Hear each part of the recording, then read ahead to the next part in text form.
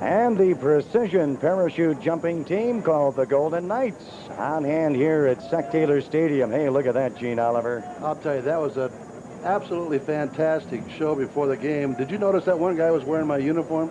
He sure was.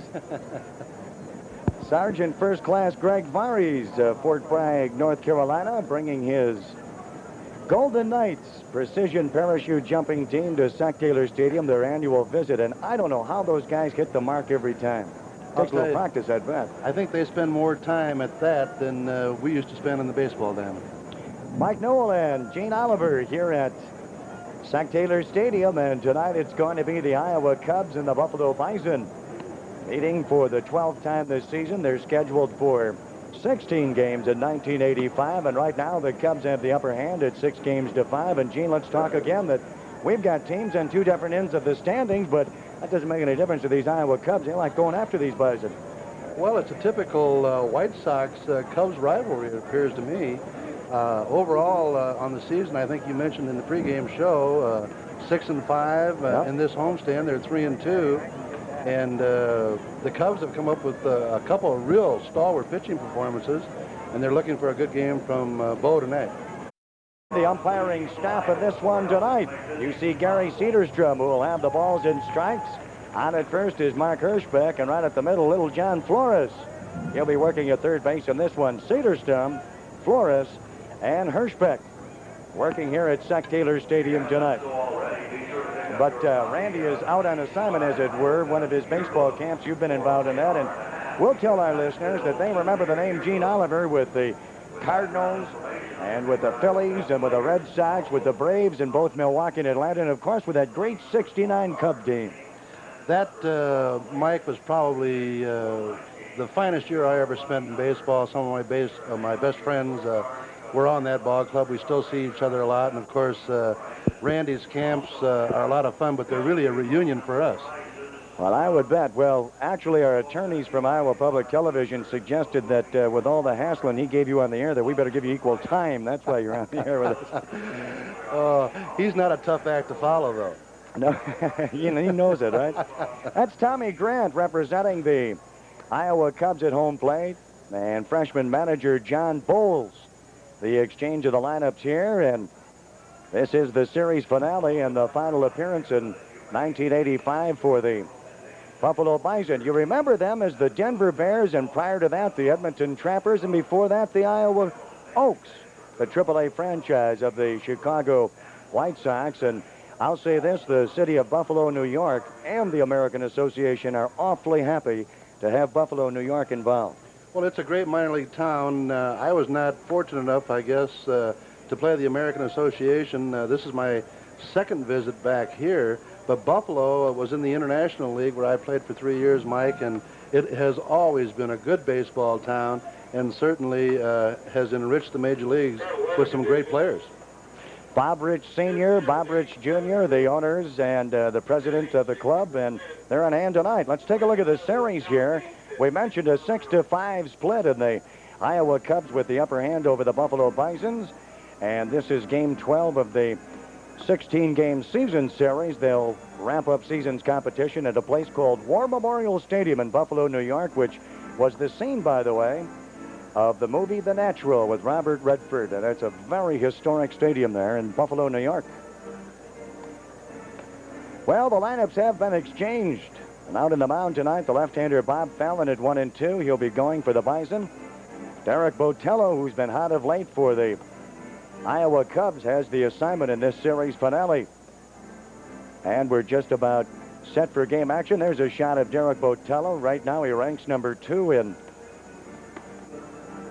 victories at the American Association with a total of 9 in 1985. And he has been the most consistent pitcher for the Iowa Cubs and manager Larry Cox. And you know, Derek, from your battles in the Cub system. Botello came over to our Cub organization. In that trade, I believe, was Manny Trio and Greg Gross. And when we got Bo, we were very, very excited about having him. He's a power pitcher, straight over the top. His ball is fairly straight, which has hurt him throughout his career. He features a good curveball, a slider, and a change. The basic thing is to win in baseball. But His inconsistency to get the ball to move has been his downfall. And the White Sox are very high on one Bob Fallon, left-hander. We'll be seeing him tonight. Say there's a youngster out there who's listening tonight, a nephew of yours.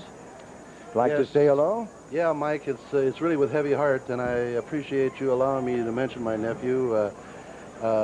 He's 12 years old. He was involved in a freak accident. He was shot in the face Thursday evening. He is in critical condition in Moline Public Hospital in Moline, Illinois. And for those of you who think it would be a lifting to him, I would ask you, beseech you, to send a little letter to Steve Oliver, who is in intensive care. Hopefully he will not have any neurological problems, but it's hit and miss from right now. But he's at Moline Public Hospital in Moline, Illinois. I would be thrilled if just a portion of our viewers could send him a get well card. He is a nephew and your godson as well. Correct. Well, we wish him the very best in his recovery. Let's take a look at the starting lineups in this one. First of all, the batting order for the visiting Buffalo Bison. We take a look at the top of the order and some speed there. It's Darrell Boston working in center field. In right field, it's Mark Gilbert. More speed and a switch hitter as well. Joe Disa, the first baseman, will bat third. Designated hitter is Dave Yobbs. Batting fifth in the order, Steve Christmas, third baseman. Batting sixth in the order, that's Jose Castro, second baseman, followed by Joel Skinner, the catcher. John Cangelosi, left fielder rather, will be working in the number 8 position. And batting number 9 will be Cliff Weary, shortstop in this one for John Bowles and the Buffalo Bison. Defensively, the Iowa Cubs stack up this way. Pookie Bernstein working on in left field. Chico Walker in center. Mark Gillespie in right. Julio Valdez, the third baseman. Sean Dunston at shortstop. Trey Brooks on at second base. And Dave Hostetler, the first baseman. Tony Castillo behind the plate. And the right-hander, Derek Botello, is out on the mound. And Botello, we mentioned, one of the mainstays on the staff for Larry Cox. Botello, a right-hander, and in his second tour of duty with the Cubs. He's appearing in his 17th ball game. This is his 17th start. His ERA is 4.58. 9-6 is his mark. As we take a look at the motion, he also has 3 complete games, and he comes in over the top, doesn't he?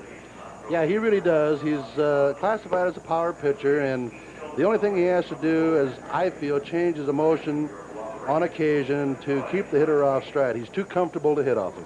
68 strikeouts for Botello in 90 1/3 innings worked. And Botello is going to be facing a string of left-handers put to the plate by Mr. Bowles. There's a good look at the numbers. 4.58 the ERA. 9 victories racked up by Botello in 1985. So batter up, and here now is Darrell Boston from the left side of the plate. And when this guy gets on, watch out.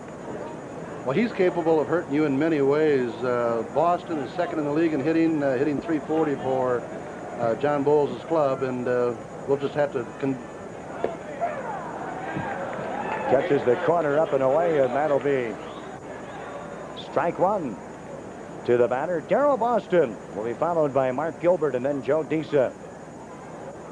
Going to see a couple former Iowa Oaks in the uniform of the Buffalo Bison. Likes the 0-1, and it's sent foul on the third base side, and he's in the hole. No balls, 2 strikes. Here's a guy you want to keep off the bases, Mike. He's a catalyst to your offense. It allows John Bowles to do many things with his speed and hitting and running, and Gilbert, who handles the bat behind him, will be trying to move him along. 3 pitches. And 1 out. Darrell Boston goes around on it. And the called first strike, the foul ball, and the swinging third strike. And here now is switch hitting Mark Gilbert. What did he catch him on? Just straight heat. Right there, it looked like the pattern of pitching him. They're going to try to pitch him up and in with heat. He apparently is a spray hitter and moves the ball around the park, and they're going to try to keep the ball in his hands. Veteran Mark Gilbert to the plate. There's a flock of 6-year free agent minor league veterans on this roster. He likes it, and 4 straight strikes now for Botello. Kelly will turn 29 as of the 22nd of August. Took his degree from Florida State, that is, in 1978. No balls and 2 strikes. Boy, it looks like the game plan for Botello is just to go out there and play hardball. I don't think they've thrown anything off speed. The second pitch to Boston might have been a slider, but he's just playing good old country fastball. No balls and 2 strikes. Mark Gilbert from the left side. And that one is right at the right fielder. That'll be Gillespie to bring it on. Gillespie got a good jump on that ball. Ball hit directly at him.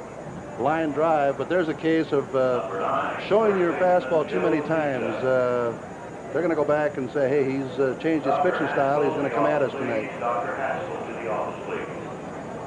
Here's Joe Disa. This guy measures in at 5'11" and 170, but he plays much larger than that. Take a look at those arms.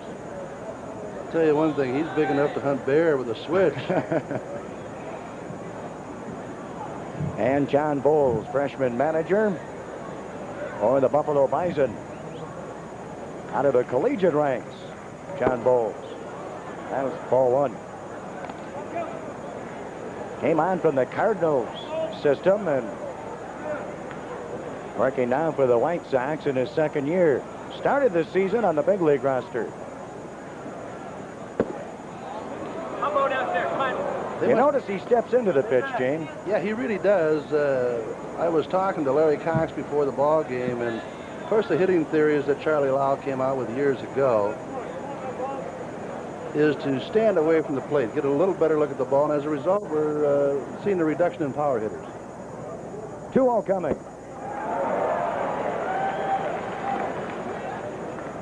Goes after the fastball, up and away. Should Disa get something started, it'll be Dave Yobbs. We're in the front half of the first and just underway. Overcast at Sac Taylor Stadium, but I believe the threat of rain is behind us. And a good house on hand. 7,000 plus expected tonight.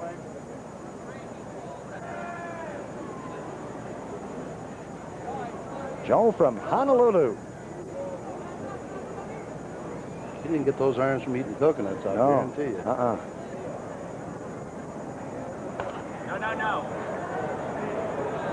And now a couple balls, a couple strikes. Good shot of the house on hand here at Sac Taylor, and the Cub Club has the left field wall. The thing that's always impressed me about Joe Disa is he can go to power opposite field. He can go to the alley or he can go to the line in left field and still get distance on the ball. And as a result, it makes him very, very tough to pitch to. 2 strikeouts in the inning. And a 3-up for the first inning, and the Bison nothing, and the Cubs coming to bat. We take a look at that starting lineup. Pookie Bernstein, left fielder, will lead it off. Chico Walker in center field will bat second. Sean Dunston batting third at shortstop. Power hitting Dave Hostetler at first base will bat cleanup. Right fielder Mark Gillespie batting fifth. Sixth in the order, Tony Castillo, the catcher. Trey Brooks at second base, batting seventh. Paul Noce, designated hitter, eighth in the order. And Julio Valdez, third baseman, will bat number 9. And around the outfield as we take a look at that defensive alignment for John Bowles. John Cangelosi working in left field. It's Darrell Boston in center, Mark Gilbert in right. Steve Christmas, a catcher by trade, works at third base. Cliff Weary at shortstop. That's Jose Castro at second base, and Joe Disa on at first. Joel Skinner behind the plate, and the left-hander, Bob Fallon, out of the mound. Fallon making his 6th mound appearance, his 6th start. And he's 1-2. We take a look at the left-hander. He comes over the top. He's worked in 26 and 1/3 innings. And we take a look at that motion in slow motion. 3.06, 3 points across the board, that is. His ERA. He comes across the top. Bob's had a reputation of being a little wild. I saw him about 3 years ago in the Midwest League at Appleton. He can make it very, very shaky for left-handed hitters to get in there on him. His base on ball strikeout ratio is very, very good, but There again, if you can't get the ball over the plate consistently, you're pitching behind the hitters, and as a result, they're going to lay back and wait for that fat one. Here's a young man who's really caught the imagination of the Iowa Cub fans here in Des Moines. Take a look at it. Overcast skies and a 60% humidity rating and 87 degrees at game time. A southeasterly wind, and that is pushing out to center field from home plate. Al Bernstein shortens to bunt and it clears the strike zone, and you saw Fallon tear off the mound. They've got the scouting book on this kid, don't they? He has really played great ball this last week, I understand, and I'll tell you what, he's exciting. And no balls, 2 strikes. Gene, you had a good chance to see a lot of this Cub talent in Quad Cities, where the Cubs there had the single-A franchise in the Midwest League. They're now over in Peoria. A lot of these youngsters moving on up to the AAA level. Jim Napier was there at the time. That's correct. Jim won the pennant over there that year. That's Jose Castro on the receiving end. Routine 4-3. Castro with us. Castro to Disa. And now Chico Walker. Let's take a look at it. That's a slow roller to the right side. Castro moving well to his right, gets in front of the ball, and gives an easy ball to hand to Disa, who gets him out by about 3 steps. As routine as that looked, a very important lesson there. Get the body in front of the ball. That's the name of the game, and sometimes you hesitate to do it if the ball's hit too hard, but you got to get down in front and make sure you knock it down. Here's Chico Walker, and ball 1 high. Now, you got to think about what's going on in a young man's head. He was called up by the Cubs, and he's back down to the Iowa Cubs, and sometimes that's a very bitter pill to swallow, Gene. It really is. It happened to me 3 times, and, you know, once you get to the big leagues, you think, boy, I'm here, I'm going to stay, I've proved myself, and sometimes the situation just won't allow it. You have to get your head screwed back on, as they say, realize where you are, and go back and perform and earn your way back up. Ball and a strike, Walker. And it rattles foul into the bullpen left field corner. You're mentioning earlier that this infield at Sectator Stadium, well, it's a dusty infield. It's a loose dirt infield, but it's very much like the infield at Wrigley. I would say cosmetically they have done this field exactly like Wrigley Field. The dirt is of a very deep black content, not much clay in it, sandy. It's smooth. It looks like the infield grass is about like Wrigley, too. Called third strike, and now 2 away. Fallon freezes one by Chico Walker, and now Sean Dunston. And when you talk about the call-up and being sent down, here's a youngster who got the call from Jim Fry and Dallas Green with the Cubs starting shortstop to open the season and back on down at the AAA level. I'm very anxious to see Shannon at the AAA level. I watched him 2 years ago in Davenport, of course, where he had a great year against inexperienced pitching. I saw him early in the year in Chicago, so I want to see how he adjusts his thinking and his style coming back to AAA. One thing about Sean Dunston, he will never be accused of not being aggressive at the plate or in the field. And sometimes that's a detriment. He's here, of course, to learn the strike zone. And when he learns that, he's going to be a good hitter. Into the mighty Raccoon. First base side. Actually, there's some water in it this time of year. Usually come mid-July and mid-August, nary a trickle. Well, they've done wonders with this ballpark, though. I think we played an exhibition game here when I was with the Cardinals back in the early 60s. Just a marvelous job. Ken Granquist and Don Silverman and Dick Easter heading up the franchise here and doing a great job with it. We can't forget our friends downstairs, Sam Burnaby and Bruce Bielenberg, their fine staff here. And despite the record this season, the Cubs are drawing exceptionally well at the gate. It's always been a good baseball town, and you know, the things that they've done to the park make it exciting to come out here and watch it. And they're seeing names of kids who have been there. They're seeing names of kids who are on their way up, highly touted prospects, and you can't get any closer to the major leagues, and it's very evident in Boston, or not Boston, but Buffalo in Iowa because their rosters have changed every day this week. 2 men are out. We're here in the bottom half of the first inning. Sean Dunston, the batter, 2 balls, 2 strikes. There was a sign in the clubhouse Larry had on the wall, "Don't send your laundry out." Larry Cox at third, and a golf shot down the left field line. You saw Sean Dunston undercut the ball. The ball was in the strike zone, and now he checks with Larry Cox, and that's what happens when you have to undercut the ball when it's in the lower end of the strike zone. You got to have a Willie Mays swing to get a level cut at it, and not many guys have it, so he just had to make contact.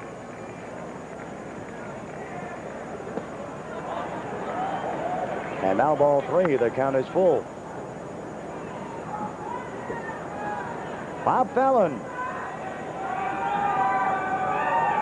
Hard throwing left-hander.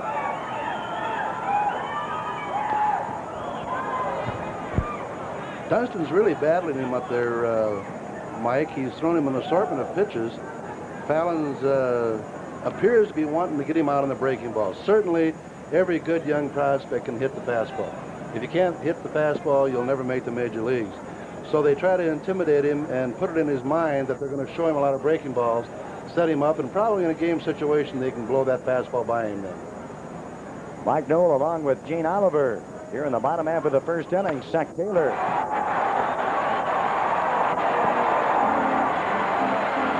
And the first base hit of the ball game. A lazy line drive into right field off the bat of Sean Dunston. And you're right, he battled him off, got wood on the ball, and went with the pitch into right field. That ball was in on his hands, and he fought it off very, very well. And that's a sign of a maturing hitter to lay back with 2 strikes, not try to jerk the ball, just keep the ball in the big arena.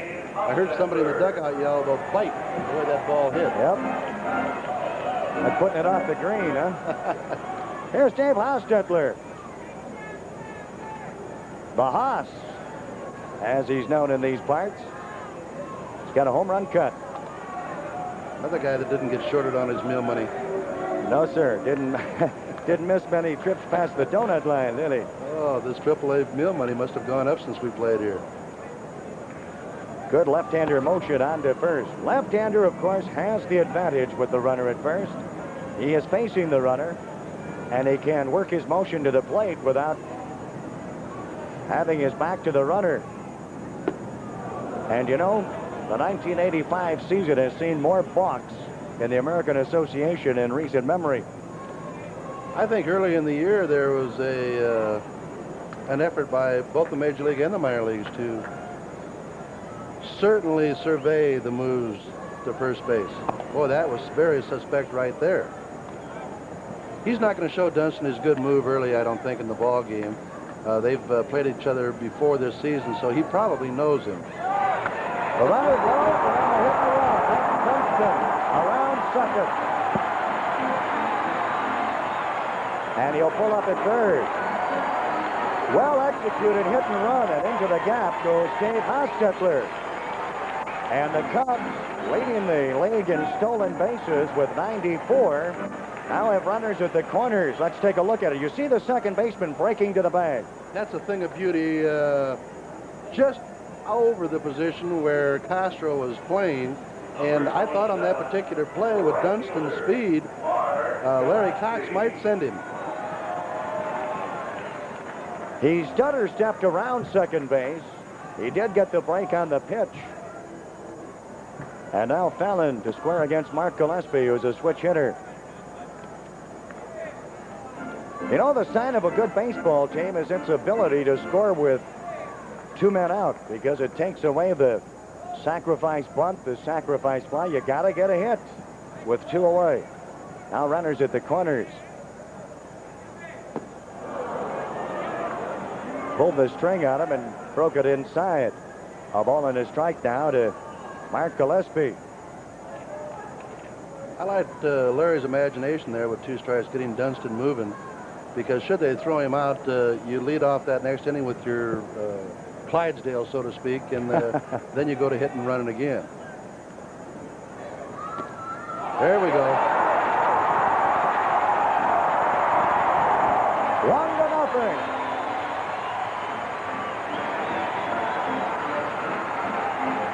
Well, that's going to be a two-base miscue from third base. Here comes Sean Dunston. Look at those arms a flailing like he's swimming upstream, huh? How did they rule that, Mike? I thought it should have been a pass ball. It looked like Skinner got his glove on the ball. It is a pass ball, and it costs the Buffalo Bison. On to second base, Hostetler. And scoring is Sean Dunston. 1-0. Bottom half of the first. There's a look at the Haas. Waiting on it, Christmas. It is ruled fair. Here's Hostetler, legging around third. Hey, it's 2-0. Oh, there's a break. That ball went right down the line and over the bag. I don't know if third base umpire John Flores is ruling it to hit his glove, but it certainly went over the bag fair. Christmas might have died on the ball. Let's take a look at it. Right on top of the bag. Now, you take a look at Christmas. Hit the bag, it looks like, Mike. Looks like it hit the bag. So it pinballs into the left field corner, and 2 runs across in the inning on 3 hits with 2 away. And the Cubs with the upper hand in this one. The pass ball scores Dunston, and the RBI single for Mark Gillespie. Is he going to give him a double on that? Okay. Yeah, I'm sure they're going to I rule thought that it might be a single plus 1. And here's Tony Castillo. So the RBI for Gillespie. Tony hitting at 250 is certainly in a good spot right here to drive the ball deep. They're giving him both alleys. And a ball and a strike to the batter. You're taking a look at the man of the hour right now, Mark Gillespie, with a double, his 18th of the year. And it brings home the run. It's his 45th RBI. Now Castillo, who's been doing time on the injury list on and off in 1985, and Larry Cox is glad to have him back in the lineup. Bill Hayes, Iowa's other catcher, also doing time on the injury list. Oh, there's a nice play by Skinner. That time he shifted his feet very, very well. And early in this inning, when he had that pass ball, there's why he is here, to learn the fundamentals and to polish blocking low pitches. Boy, you just can't afford to have pass balls at the major league level. And now the count goes full with the runner at second. 2 away, and the single to right for Sean Dunston. Little humpback liner. He advances on the Dave Hostetler hit and run single to right center. And with runners at first and third, a funny hop double into the left field corner for Mark Gillespie. That's down the right field line. It could cause a problem. Nope, going to be fouled just barely. Boy, Fallon's really laboring out there, Mike. Since I saw him 3 years ago, he appears to have changed his pitching style dramatically. He was a wild, hard-throwing left-hander, and he looks like he's gone to the finesse style. He's thrown approximately 15 to 18 breaking balls already in this inning, compared to about 8 or 9 fastballs. Gillespie, the runner at second.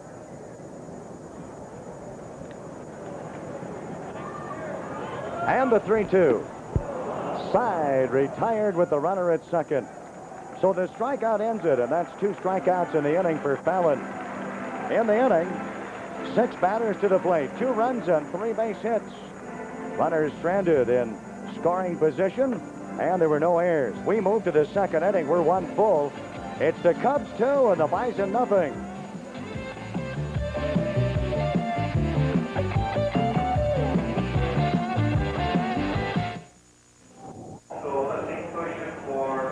And here on Iowa Public Television, you've got AAA baseball from the American Association. It's the mini Subway Series, if you will. The White Sox AAA talent in Buffalo, New York, the Buffalo Bison. And the Cubs AAA talent, the Iowa Cubs in Des Moines. And batter up as we move to the second inning, and the happiest guy in the ballpark right now a guy by the name of Derek Botello. He's got to be excited. He's throwing good. He's got a 2-run lead, and it appears that the Iowa Cubs have got their hitting uniforms on. And a strike gets called, and we're underway in this second inning. Derek Botello out of the mound for the Cubs, and he is facing the threesome of Yabs, Christmas, and Castro. Back to the screen. Yabs has done some time on the injury list. Played his collegiate baseball at Oral Roberts. Pretty good baseball program down there in Tulsa, Oklahoma.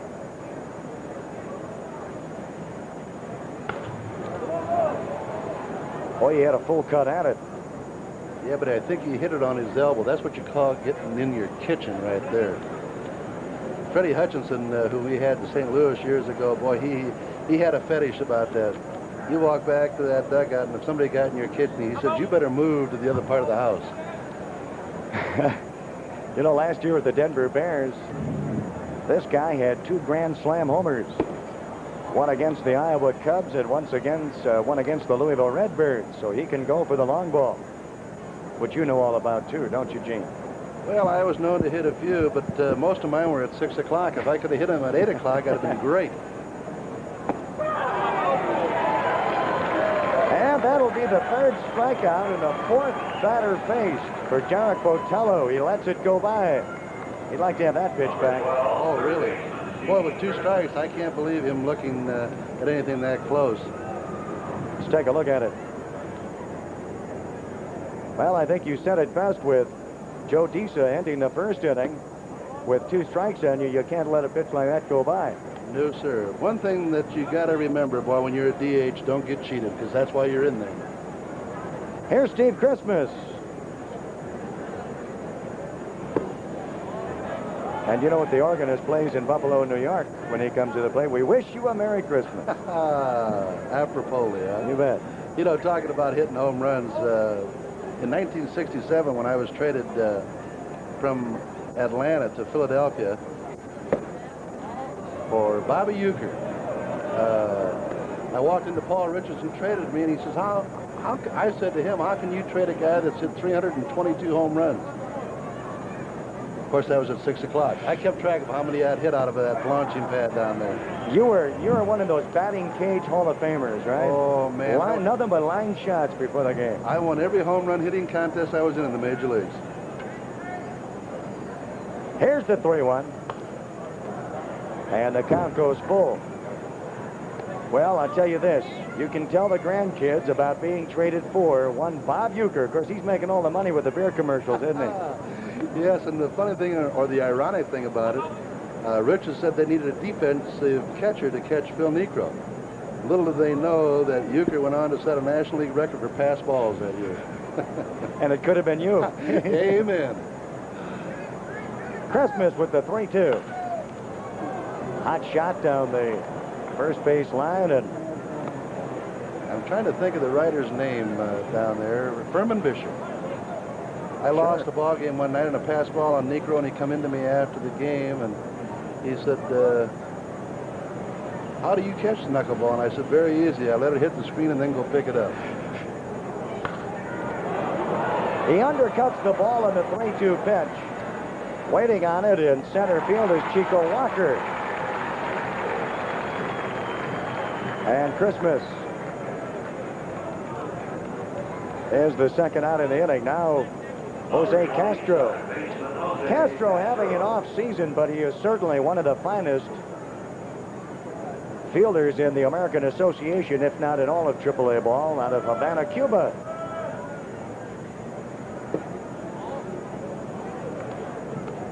Did you ever notice all those Latin Americans got good hands? Boy, he does. Look at the forearms on the guy, too. They have got good hands. Yeah, you hit with your hands. And ball 2. His family, an immigrant family from Havana when he was 7 years old. And he makes his home in Miami.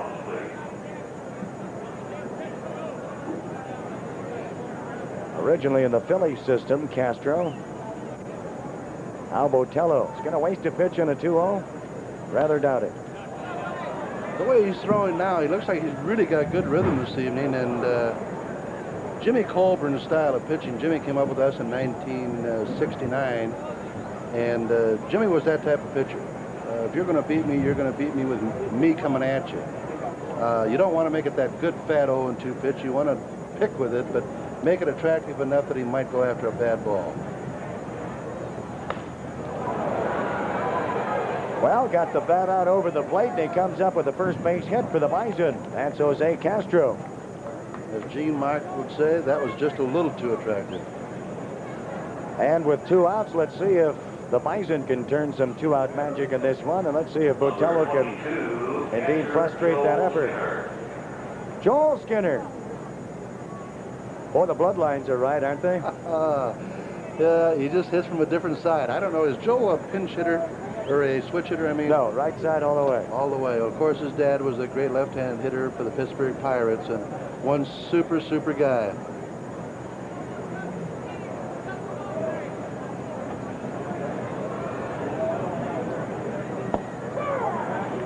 There's a definite Pirate connection on this team with Bruce Tanner on the roster and Bob Skinner's finest. Now, Tanner's with the parent club now, isn't he? He's been up and down through the balance of this 85 season. Skinner at this hour ranks in, well, right at the top is a catching prospect in all of minor league baseball. He was minor league's top prospect period in 1983. He had an injury-riddled season last year and trying to regain that form. I don't think anybody would argue that he's the top minor league catcher there is. Really? He has major league skills. Oh, mechanically. Without a doubt. When you have a #1 draft choice, which I think he was, somebody has seen those qualities in him, and boy, he's lean. He's got those long legs, long arms, and from what I saw in that first inning on that one low pitch, he shifted pretty well on that one. The first one was a little suspect. Hostetler holding on the runner, Jose Castro. Count of no balls, 2 strikes, and for the most part, Botello has stayed ahead of his hitters. 2 away. And protecting the plate there. He fought off a breaking ball there. They've gone inside. Bo is moving his pitches around very well. This is a good place. I don't know what Castro's speed is on the bases, but here's a place I'd like to run when I'm losing. 0-2 on a pretty decent hitter. Start off the inning with Skinner and give him another chance.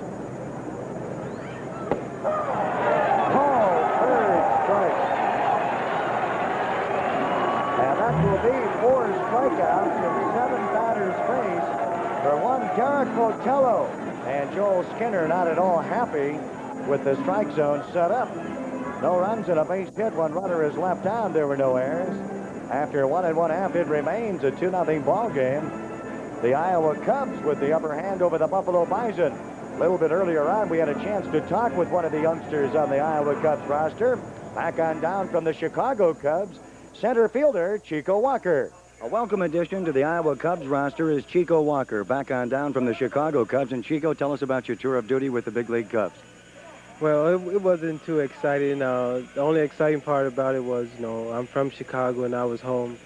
As far as playing, I didn't get, too much of an opportunity to play, and I was kind of disappointed about that. But, it was the major leagues, and I was glad to be there. And I'm back here in Iowa, so I'm here to do the best I can to get back there. Chico, it must have been special to play for your hometown team, being a Chicago native out of Tilden Tech. It was great. I had a lot of old friends coming to the game every day, and my family was there. I mean, it was a great scene for me, and like I said, I just wish I would have got a little more opportunity to play and show them that I still can play. Will that chance come at the end of the season? I think so. I guess it all depends on how well I do here the last month and a half. I'm doing pretty good right now, but you have to keep good stats, and I think if I do that, then I'll be there. Gene Oliver, you know what it's like to go up and down, and once you get the major league mindset, sometimes, and we'll mention again, it's a bitter pill to swallow, and you gotta assume that Chico's got the head on right at this time. Yeah, you really do. I talked to him a little bit in the clubhouse prior to the ball game, and I told Chico, I said, in 1961, I threatened to quit. I had had 3 good years in AAA ball. The parent club Cardinals sent me back to Portland. My wife talked me into staying in the game, and God bless her for that. I went back with a good attitude, thinking that if I didn't have a good year, I might retire, but went down there and hit 39 home runs and was recalled and hit 4 for St. Louis, so I had a pretty decent year, and from then on, I stayed in the big leagues from '62. And you, of course, went on to the Milwaukee Braves and then the Atlanta Braves out of the Cardinal system. Yeah, that was a thrill to be traded for Lou Burdette. One of the all-time greats in the Braves system. We're looking at Trey Brooks, who leads it off here in the bottom half of the second inning, lower third of the order for Larry Cox. Trey Brooks, Paul Noce, and Julio Valdez. I mentioned earlier that a sign of a good team is the ability to score with 2 men out. Another sign is how productive the lower third of the order is. That is absolutely true, and I'll tell you what, if you have some weak sisters down there who produce for you in a ball game, you're going to be a winning manager. And the strikeout. Let's take a look at it for Trey Brooks. Got him on the inside corner. Whoop, the wrist went across home plate. And I think he called it on the broken wrist there, but, you know, Cedarstrom has had an extremely wide strike zone, it looks like, tonight. That's about the 4th guy that's questioned him, so they better go up there swinging. That'll be 2 strikeouts for Fallon, and here's Paul Noce. I'll never forget the night when one night in St. Louis, Augie Donatelli was working behind the plate, and he was having a rough night. And about the 3rd inning, I questioned a call, and he said, you know, you've questioned about 5 calls already, Gene. And I said, well, I apologize about that, Mr. Donatelli.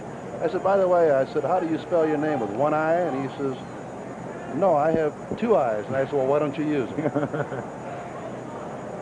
He didn't give you the gate on that one. He had the smile, didn't he? Yes, he did. Who was your favorite manager the year tour duty? I had so many, I don't know where to start. My favorite, all-time favorite, was Fred Hutchinson. Al Hutch with the Reds, of course. You're one of their first big red machines. Paul, I'll tell you what, he was like a big bear, which was his nickname. The most lovable guy. He could chew you out in that dugout and make you feel about 6 inches tall. But the minute that game was over, he'd be the first one to offer to take you out for a beer. Noce lets it go by, and that'll be 3 straight strikeouts now. To close the first inning, Fallon gets Castillo. And to open the second, Brooks swinging, and Noce bat on the shoulders. Another questionable call. It's early in the ball game. I don't know if Gary's got a date tonight, but or a flight to catch, huh? Umpiring like he's got a cab outside with a meter running, right? You got it. Speaking of flights, you got a tough schedule coming up tonight and tomorrow, don't you? Yeah. In from Oklahoma City and out to Denver. Here's the 1-0. Valdez shortens up to Bunton. It's a ball and a strike. We're in the bottom half of the second inning. The Cubs with a 2-zip lead on Bob Fallon. Took him 6 batters to get out of the first inning, and some 2-out magic for the Cubs. Dunston scoring, and Hostek will score. Hey, gave it a good ride. Oh, yeah. Oh, yeah. He got all of it. Oh, yeah. Oh, yeah. Boy, he juiced that baby. You know, Yes, sir. I started to say, just before he threw that pitch, he has not adjusted his style at all. He has thrown a lot of slop up there, a lot of off-speed stuff. And if he lays back on an 0-2 pitch and hangs it, he's going to juice one, and he did. So after 3 straight strikeouts, light-hitting Julio Valdez gets his 3rd homer of the year. That'll be the 4th hit in the ball game off of Fallon, and now a 3-0 lead, the Iowa Cubs. It was a 1-1 pitch, and he came around on it. Top of the order, Bernstein. Nahemis Bernstein. You know, there's that production you're talking about down in the lineup. Chopped it foul. And no balls and 2 strikes. All it takes is the smallest of mistakes, and the ball gets out of here. I'll tell you, I've called some long ones too, boy.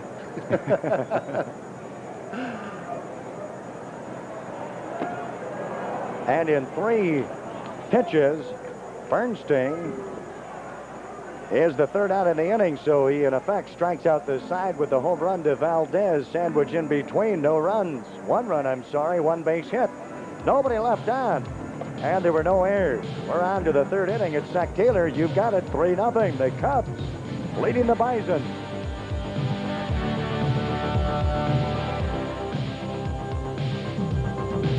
Take a look at it, Gino. As we mentioned, just going out of the inning, it's a off-speed breaking ball that Julio gets full arm extension on, and he rifles it out over that left center field fence with ease. And some great camera work out there from center field. Jim Kirby doing the high wire act. I thought that was Lance. Lance picked me up at the hotel today. I don't know where you are, Lance, but thanks for the ride. He's on the 3rd base line. Okay. Stopping line shot fouls. Watch those foul balls down there. Well, that's hazardous duty pay, I'll tell you, down there, working those 1st and 3rd base lines. Lance Vogel down at 3rd and David Miller down at 1st. These guys will end up with Joe Ryan's signature tattooed on the forehead. Come back that fast. Here's John Cangelosi. Switch hitting outfielder. He's a center fielder by trade, but with the youngster Darrell Boston back in the lineup for the Bison, he's on in left field. Well, that's a major league name, isn't it? Cangelosi. Shallow center field. Waving him off is Dunston. With the call on the play is Chico Walker. In that situation, the player fronting the ball has the call on it. You saw Dunston saying, I've got it, but it's up to the center fielder to make the final determination. Well, there's a good lesson for minor leaguers. Now watch this replay.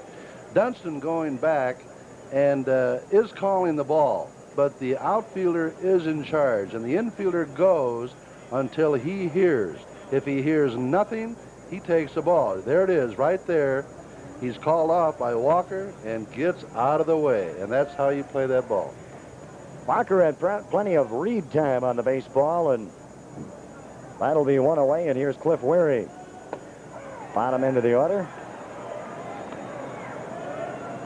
And again, the happiest guy in the ballpark with a 3-0 lead is Derek Botello, looking down the barrel at his 10th win of the year. A ball and a strike.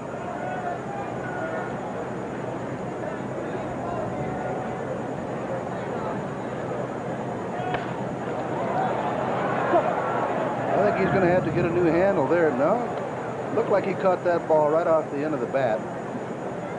Trying to protect the plates with 2 strikes.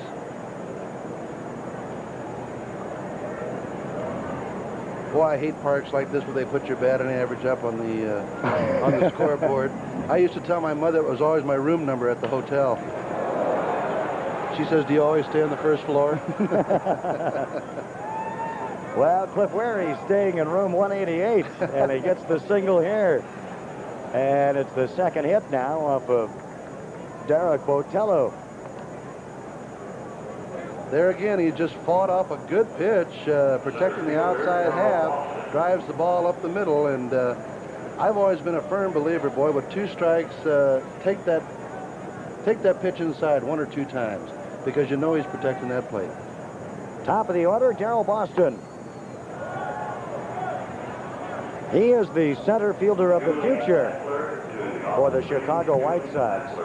You know, Bobby Winkles told me a year ago that this young man has the best 1st to 3rd speed he's ever seen. Now, you got to throw in guys like Willie Davis. Willie Davis for starters, Ricky Henderson behind him, Vince Coleman this year, and even guys like Willie McGee and Lonnie Smith, and we haven't even mentioned Willie Wilson. Oh, boy. But he puts this guy above him, going from 1st to 3rd.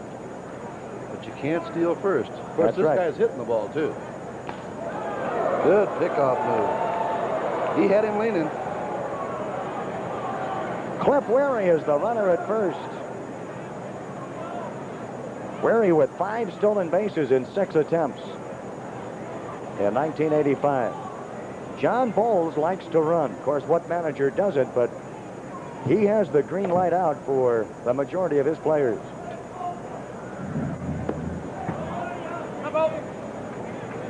You kind of take the running game away from him right now, though, unless Castillo just can't throw. If he has a throwing problem, they'll try to take a run at a time.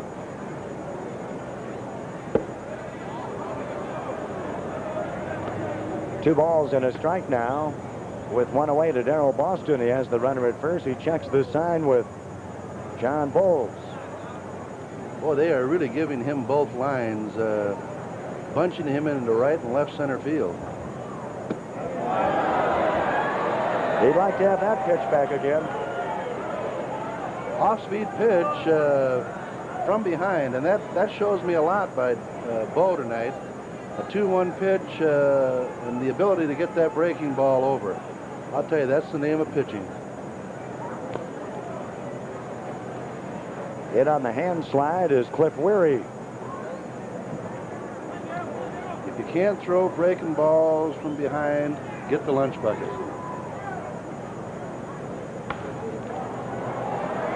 Out of play down the right field line.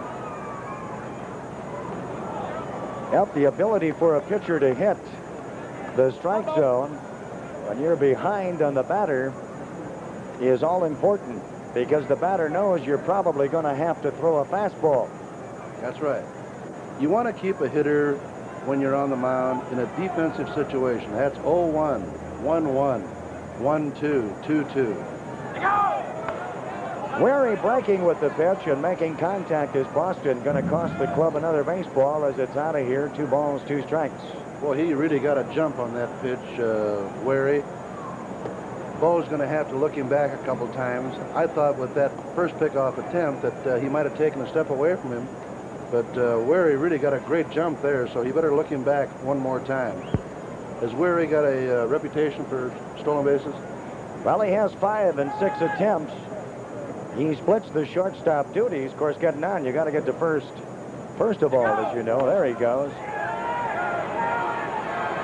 That's Dunston tiptoeing on the outfield grass, and now 2 away and back in a hurry is Cliff Weary. He got all the way down to second base, but it was high enough for him to get back. Right, and there was a good job of decoying by Trey Brooks, leading the base runner to believe that the ball was hit on the ground. So he had to find it in a hurry.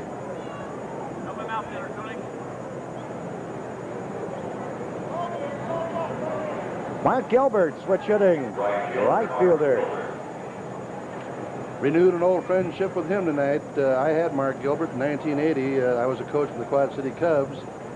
Mark, of course, has now changed organizations and doing a very, very good job. Well, he's worked his way around the American Association in Indianapolis in '83, in Wichita in '84, and now in '85 in Buffalo. It's his first year in the White Sox system. Good base runner. He's got the green light, I understand, and I think a couple years ago led the league in stolen base with about 50, didn't he? It's away. And ball 2. This may be the quickest outfield in the American Association, with Gilbert working in right, Cangelosi in left, and Boston in center. All center fielders. Yeah. This is an important out now for Derek Botello. The on-deck hitter, Joe Disa. Forward on the ball, and getting his tracks to bring it on is Chico Walker. Lining it out is Gilbert to center field, and 4 batters to the plate against Botello in the front half of the third. No runs and a base hit. 1 runner is left on. There were no errors. We're on to the bottom half of the third inning at Sack-Taylor Stadium here in Des Moines, Iowa. And it's a 3-0 ball game. Iowa Cubs leading the Buffalo Bison. Like to call the place Two Rivers Stadium, right at the confluence of the Des Moines and Raccoon Rivers. And tongue-in-cheek, we call it the mighty raccoon, of course. I thought you were going to say the Monongahela and the Allegheny. Yeah, that's in Pittsburgh, isn't it? Yeah. There are the numbers 3, Zep and Bob Fallon. First 2 inning facing a total of 10 batters. And Fallon, let's mention, has 4 strikeouts in 10 batters faced, but he's made a few mistakes. There's a Cub fan on hand. Boy, it's great out here, isn't it? Come out and see a minor league ball game with potential stars of the future. They have been really drawing well here, Mike. Exceptionally well, yes. Very, very well. Although this is the last Iowa Cubs game on our coverage this season, there's a great sporting event coming up Saturday, August 3rd. It's the 1985 Shrine Bowl featuring 1985 graduates who are outstanding in high school football. 80 high schools are represented. I'll be on hand to bring you all the action live from the Unidome in Cedar Falls. Be sure to join Iowa Public Television. That'll be Saturday, August 3rd, 7 o'clock. See the best of high school football in the 1985 Shrine football game up at the Unidome in Cedar Falls. Looking forward to that one, Gene. Oh, I can imagine. Boy, I'll tell you what, you see the cream of the crop at that ball game, and it's always an outstanding football game, well played, well coached. Batter up. Whoa, right at the third baseman, Steve Christmas. Had one pitch, and there's one out. That was Chico Walker on the line shot. Oh, man. Defensive move, huh? Well, I forget what Johnny Keene used to say, keep the married men off the infield when balls That's like right. That. Woo! There's Steve. He's taking compliments from Larry Cox down the third base side. Steve is a catcher by trade. He also works at first base.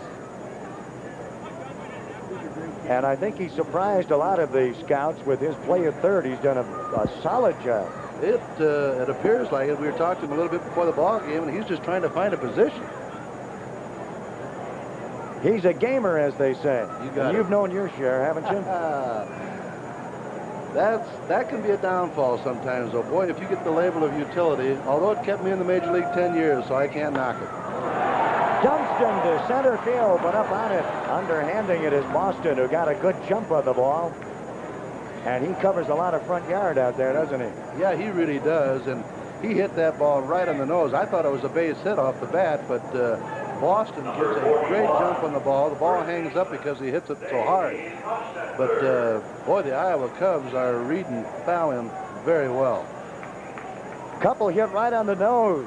Walker goes to Christmas at third, and Dunston goes to Boston in center field. Now Hostetler.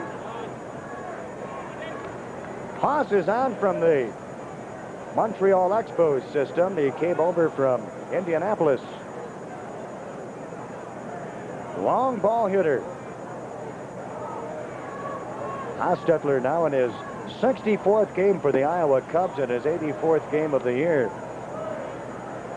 You know, seeing those first 2 balls hit this inning off of Fallon reminds me of the first game I caught for Leo DeRocher in Chicago for the Cubs. I was catching Larry Jackson, and on the first 4 pitches, there were 4 base hits, 2 extra base hits, 2 singles, 1 a home run. 4 pitches, 4 runs, and DeRocher came out of the dugout, and he motioned to us to meet at the mound, and he says, has Jackson got anything? And I said, how do I know? I haven't caught one yet. I imagine Leo had a few other things to say as well. Yes, you're out of the ball game, Ollie. He ranks, by the way, Leo DeRocher as Randy Hundley's favorite manager. You mentioned Hutch, of course. Whoa! Another one right on the nose, but it's Cangelosi up in a hurry. And a 3-up, 3-down inning for Bob Fallon. And that is his first 3-up, 3-down inning. No runs, no base hits, nobody left down. There were no errors. We move to the 4th. We're 3 full at Seth Taylor and Des Moines. Those are the numbers. Cubs 3, Bison nothing.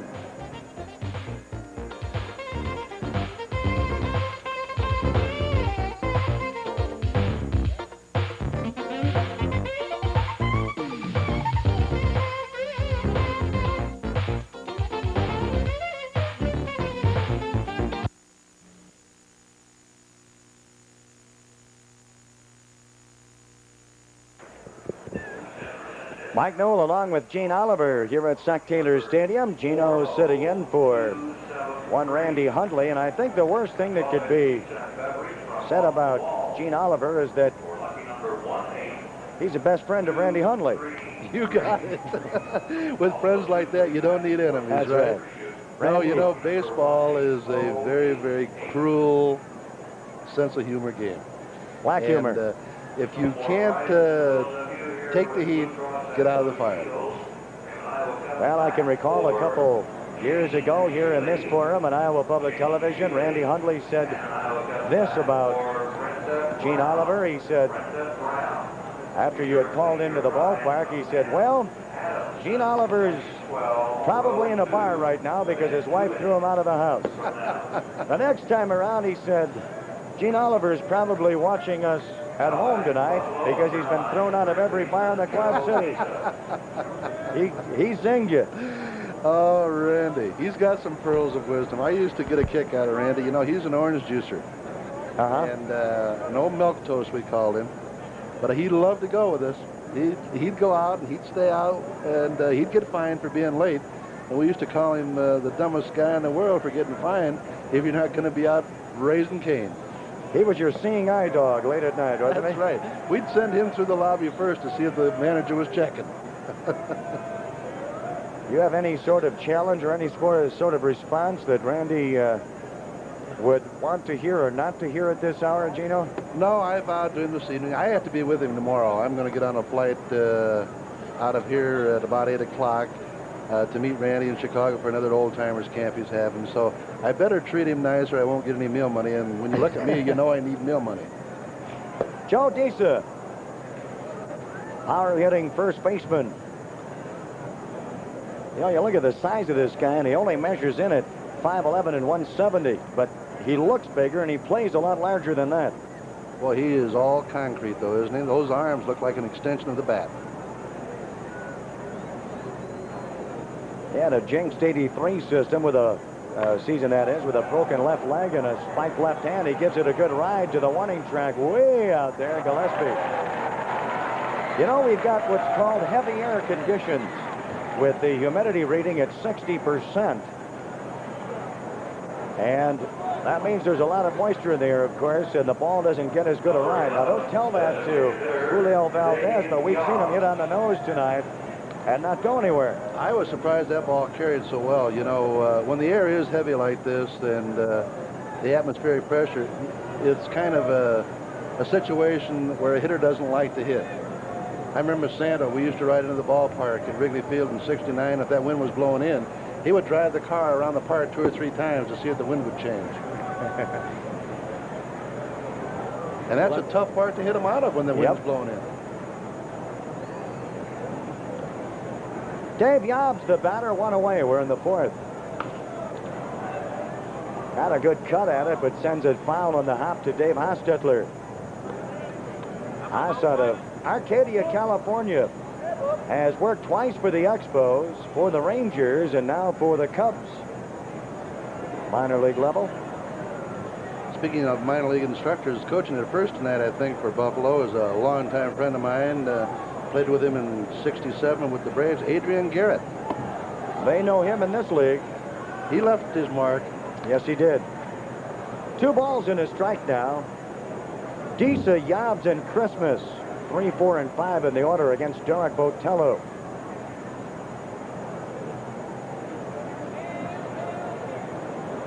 He's held the ball club, the Bison, to just 2 hits. And, you know, the Bison home ballpark, I mentioned War Memorial Stadium in Buffalo, New York. The measurement down the right field line says 301, but it's more like 290 on a good day with the wind blowing out because the pop flies get out. And that was one of the complaints. There's Adrian. There he is. Well, he seems to be getting that Dunlap disease, too. That's fair tire? Yeah, that Dunlapped over. There's his strike and 2 balls, 2 strikes. But I can recall Roland Heeman talking about Denver, Colorado, the mile-high city where there are thin air conditions. And he said it wasn't helpful for our ball club to hit there because it was an illegitimate judgment if you had a hard hit, a soft hit, or what. It's a hitter's ballpark. That's the second baseman, Brooks. Hostetler on the receiving end, and that'll be 2 away. The point is that some ballparks are tailor-made for pitchers, some are tailor-made for hitters, and Mile High Stadium in Denver is a hitter's park. And, you know, a guy hitting 340 up there may not be able to hit 240 at Comiskey. That's right, and you want to groom your ball club, of course, to the park, but sometimes it can be a detriment. If you're not a power hitter and you're in a park where the ball carries good, you're going to change your swing. You look back to the Coliseum where the Dodgers played years ago before they had Dodger Stadium. There's a living example. There's a high fly ball by Christmas to left field, coming in as Pookie and makes the catch easily. 3 up, 3 down inning, and that'll be the second 3 up, 3 down inning on the arm of Derek Botello in 4 thus far. And the 3 up, 3 down in the first inning. And again here in the fourth, no runs, no base hits. Nobody left down, and there were no errors. We're on to the bottom half of the fourth inning. And he has a 2-hit effort going in this one, Derek Botello. And for the Cubs, it'll be Gillespie, Castillo, and Brooks. John Bowles is one of the newcomers in the American Association, a youngster in managerial terms. He's one of the nice guys in this baseball game, and a little bit earlier we had a chance to talk with him. Freshman manager for the Buffalo Bison in the Chicago White Sox system is John Bowles. And John, welcome to the AAA level. You've come up through the system a bit differently than most others. Yeah, really have. I've had basically background in the collegiate realm, and came up with the White Sox. This is my 5th year, and I've been 2 years in the Rookie League, and then 1 year in Appleton in the Midwest League, 1 year in Glens Falls, now AAA, and I've managed the Instructional League team 4 years in a row. And past the midseason point, you're managing a first-place club. Yeah, that is nice. You know, of course, our record isn't what we'd hoped it would be. We're only 3 games over 500, but that's our division. The Eastern Division is up in the air, and I'm sure it's going to go down to last week. And you've got some new faces in the lineup, don't you? We really do. I think our club, because of the calls we've had to Chicago and also some injuries, we've got quite a few new people. Marv Foley, of course, and now we got Mark Wagner, shortstop, and Wheelie Jackson Todd, a pitcher, has joined us. So we've had quite a few changes. John Bowles, who managed at the collegiate level at the University of Louisville in 1980 and 81. He was at St. Xavier College as athletic director and head baseball coach in Chicago. And indeed, that is unusual, isn't it, Gene, to find a man work this as high as he's gone, AAA level. He has managed AA at Glens Falls for the Sox, but generally speaking, they're old baseball salts from the professional ranks. Well, it's a real tribute to his abilities, and it seems like wherever he's gone, he's been successful, and you just can't knock success. And a lot of his theories and or dimensions to the game are current. Well, the leadoff single for Mark Gillespie, and the Iowa Cubs get the leadoff batter for the first time on the base pass. And this kind of creates managerial strategy. When you get the lead batter on, especially if the guy has even marginal speed, it gives you another dimension because you got 3 outs to go to move that runner. It really does, and we're in the bottom part of our batting order, and certainly we don't have a lot of speed in the bases. And when you get your Clydesdales out there, you got to get your defense moving. There he goes. That had to be a missed sign there, Mike, I believe. That was the hit and run that wasn't. And a pretty good lesson to be learned there. You got to put the bat on the ball when that hit and run sign is on, and you got to figure that Larry Cox is tearing his hair out right here. You hate to waste a runner that away. Caught stealing is Gillespie on the hit and run that wasn't. And interesting to see that he hung out that green lantern on the first pitch. My goodness, Castillo. Now you got to think that what would have been runners at first and second with nobody out. Now you got a runner at first with 1 out. That's true, and boy, that's a manager's nightmare. Larry, I know, was thinking, get the big guy moving, get the defense moving. We've got a little speed coming up in Brooks and Valdez, and the ability to hit the breaking ball. Now a total of 6 base hits for the Iowa Cubs. And the runner at first with 1 away, and Trey Brooks, a strikeout victim, the batter.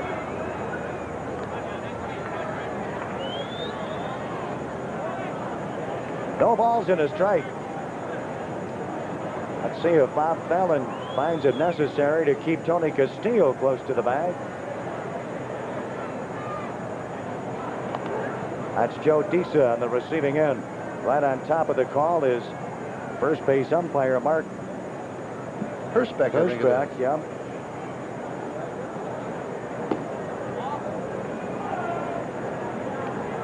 Now a ball and a strike to the batter. Paul Noche, the on-deck hitter, and in the wings, Julio Valdez.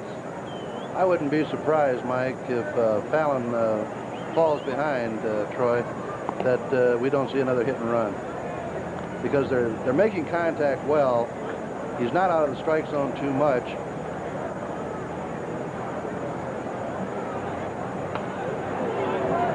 Right back at us. And a ball and 2 strikes. Last year, Trey Brooks had a .261 season for the Iowa Cubs. And at Midland in '83, there's your runner at first, Tony Castillo. 83, a .268 hitter at Midland, Texas League. Fallon put a little more heat on that one back to first. That's not his good move, though, and if you'll watch his delivery on that pickoff attempt, when that right leg comes back behind the rubber, that's the clear sign you can go. He must go to the plate at that point. He hangs it well. If we can get a good shot of that position toward first, when he hangs it, he's got a pretty good move, but when he goes to the plate, he does it very evidently. And the count goes full to the batter with the runner at first. Now the answer is, do you have him moving? The answer, the question.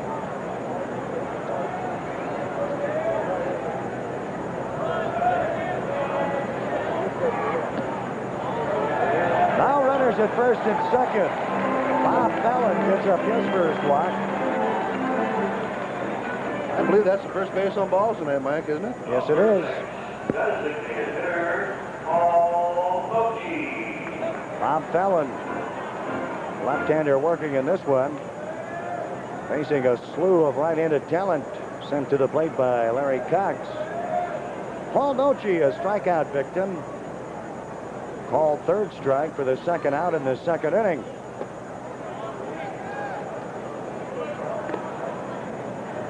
He's laboring a little bit out there right now. If my calculations are right, he's well over 70 pitches already. Took a little off the pitch, and it's, well, he nicked it. 1 ball and 1 strike. Wind has died down. It was negligible at the start of the game, but it was pushing at 6 miles an hour to the center field wall from home plate out of the south and east. To the gap and left center. Excellent. Here comes one. Castillo from second. Here comes 2. The tie goes up. 2-run double. Noche high off the boards in left field. Castillo from second, Brooks from first. 3 hits in the inning, and the Cubs lead it 5-0. This just barely missed. Boy, I'll tell you, that's a hanging breaking ball, and it looks like Boston lost the ball there. That ball hit behind him on the Pepsi-Cola sign, and I think just as he approached the track, he took a look and then looked back up and lost the ball. Good slide here by Brooks, I believe it is. Indeed it is. Trey Brooks wheels all the way from first base, and those are the numbers. 5 runs on 7 hits, a 2-run double, and we've got Todd Jackson throwing in the bullpen down there for the Bisons. And that's Nardi Contreras, pitching coach. Jackson Todd, the right-hander, is working. Contreras, a former Iowa Oak, is now the pitching coach in the White Sox minor league system. Jackson Todd, who's seen his share of duty in a number of systems.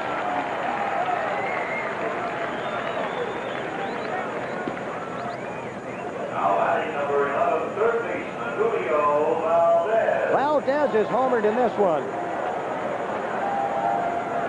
Has the runner at second base with 1 away.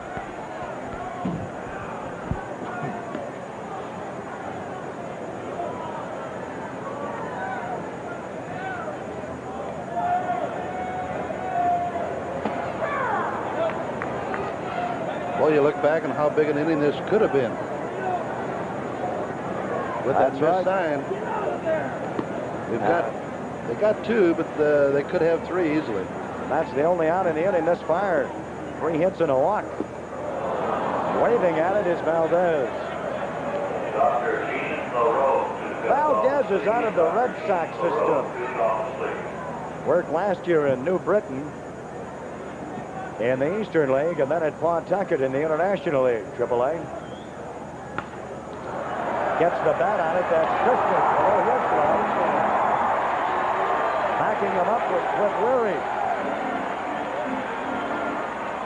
And now a tough decision. With that kind of speed on the base pass, he would have beat it out. It's going to be ruled a base hit. Well, he just protected the plate very well with 2 strikes. I don't know how they're going to rule that. It did go underneath the third baseman's glove, but there was no play by Weary on the speedy Valdez. Single in the infield below the glove of Steve Christmas. He heard footsteps coming down from third. Paul Noce, and you hear Pookie. Pookie. Remember when Boog Powell used to go to the plate?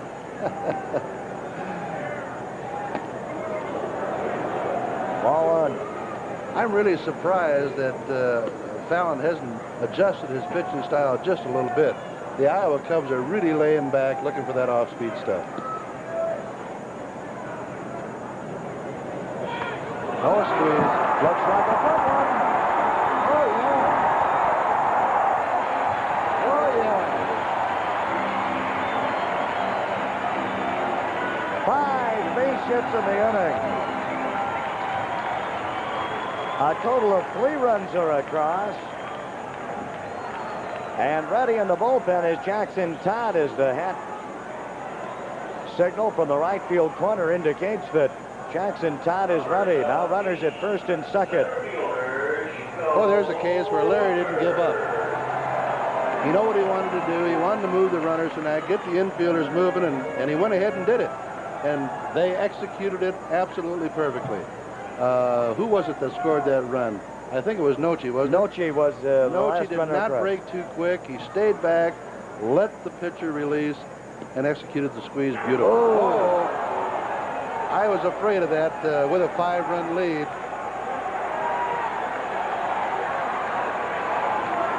Tempers flare in the heat.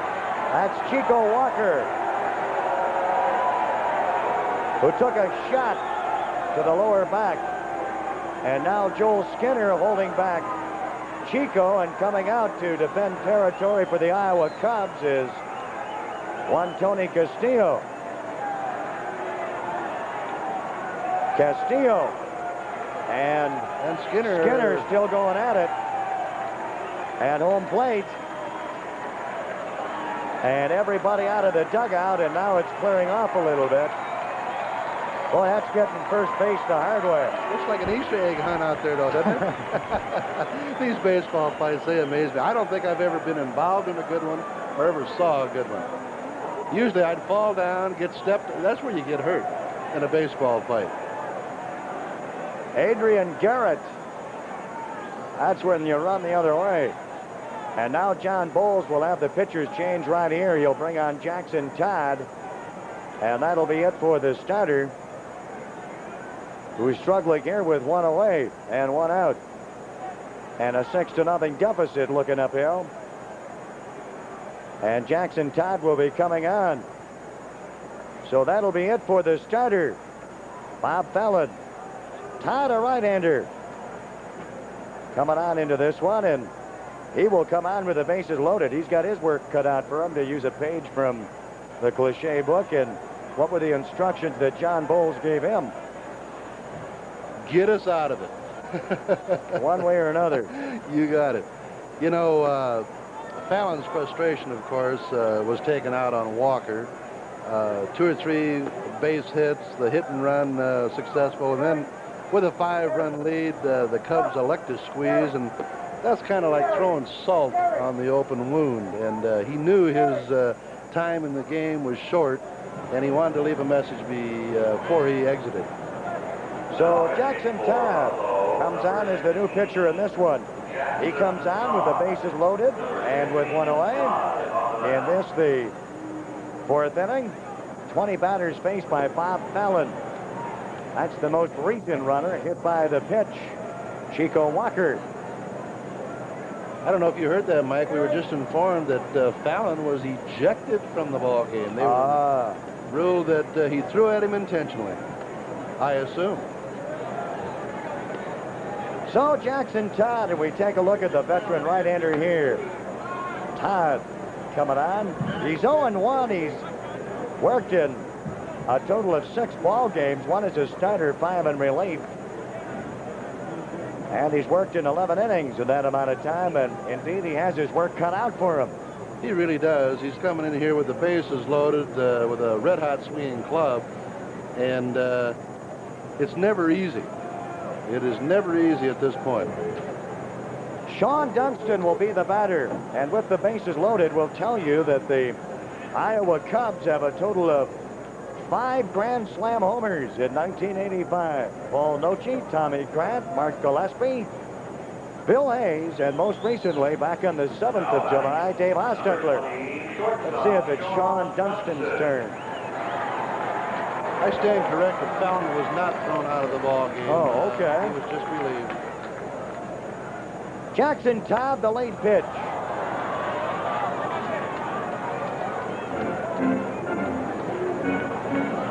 That's a pretty tough determination to make. The early report from the press box was that he was ejected, and for Cedarstrom to ascertain that he threw at him on the first pitch was a very, very difficult decision to make. Jackson Todd to work against Sean Dunston. Boy, there's a look of determination. Swing and a miss. Strike 2. Still 1 away in the inning. 8th batter in the inning is Sean Dunston. Already across, Castillo, Brooks, and Noce.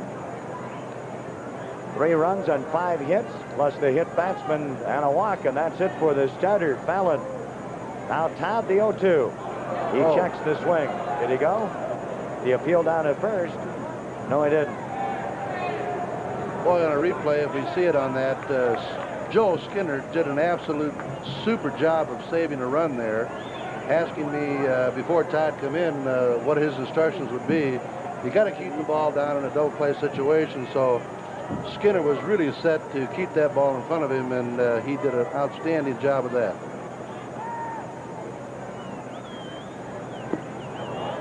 He lets it go by, and it's evened off at 2 balls, 2 strikes. Jackson Todd, the right-hander out of Tulsa, Oklahoma. 32-year-old veteran trying the comeback trail, was released by the Charlotte Orioles earlier on this season. And that'll be 2 away. So once again, the starter, Fallon, is not ejected. Initially, we had been informed that he was ejected from the ball game. Sean Dunston, strikeout victim. Todd featured a steady diet of breaking balls at Dunston. There again, preying on the inexperience of a young hitter in a jam-packed situation, knowing he's looking for the hard stuff. The veteran, many seasons it sounds like at that age, relied solely on the breaking ball. Here's the guy who got the Grand Slam homer last Sunday, Dave Hostetler. No place to put him.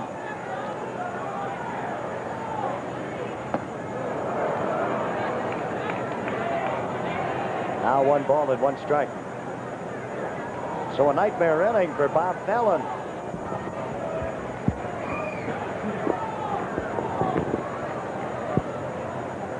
And the right-hander Todd is called upon.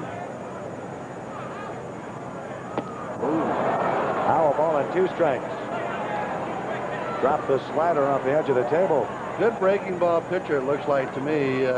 Sneaky fast, but in a situation like this, John Bowles has gone to experience and a man who has the ability to get the breaking ball over. Yes, he did. Foul tipped and he hangs on. Skinner, 2 strikeouts, gets the Bison out of the jam, but not before 9 batters go to the plate. And that'll be 3 runs on 5 hits. 3 runners are left on. That'll be 4 stranded. The strikeout ends it. And no errors in the inning. We move to the 5th inning. 6-0. Iowa leads Buffalo.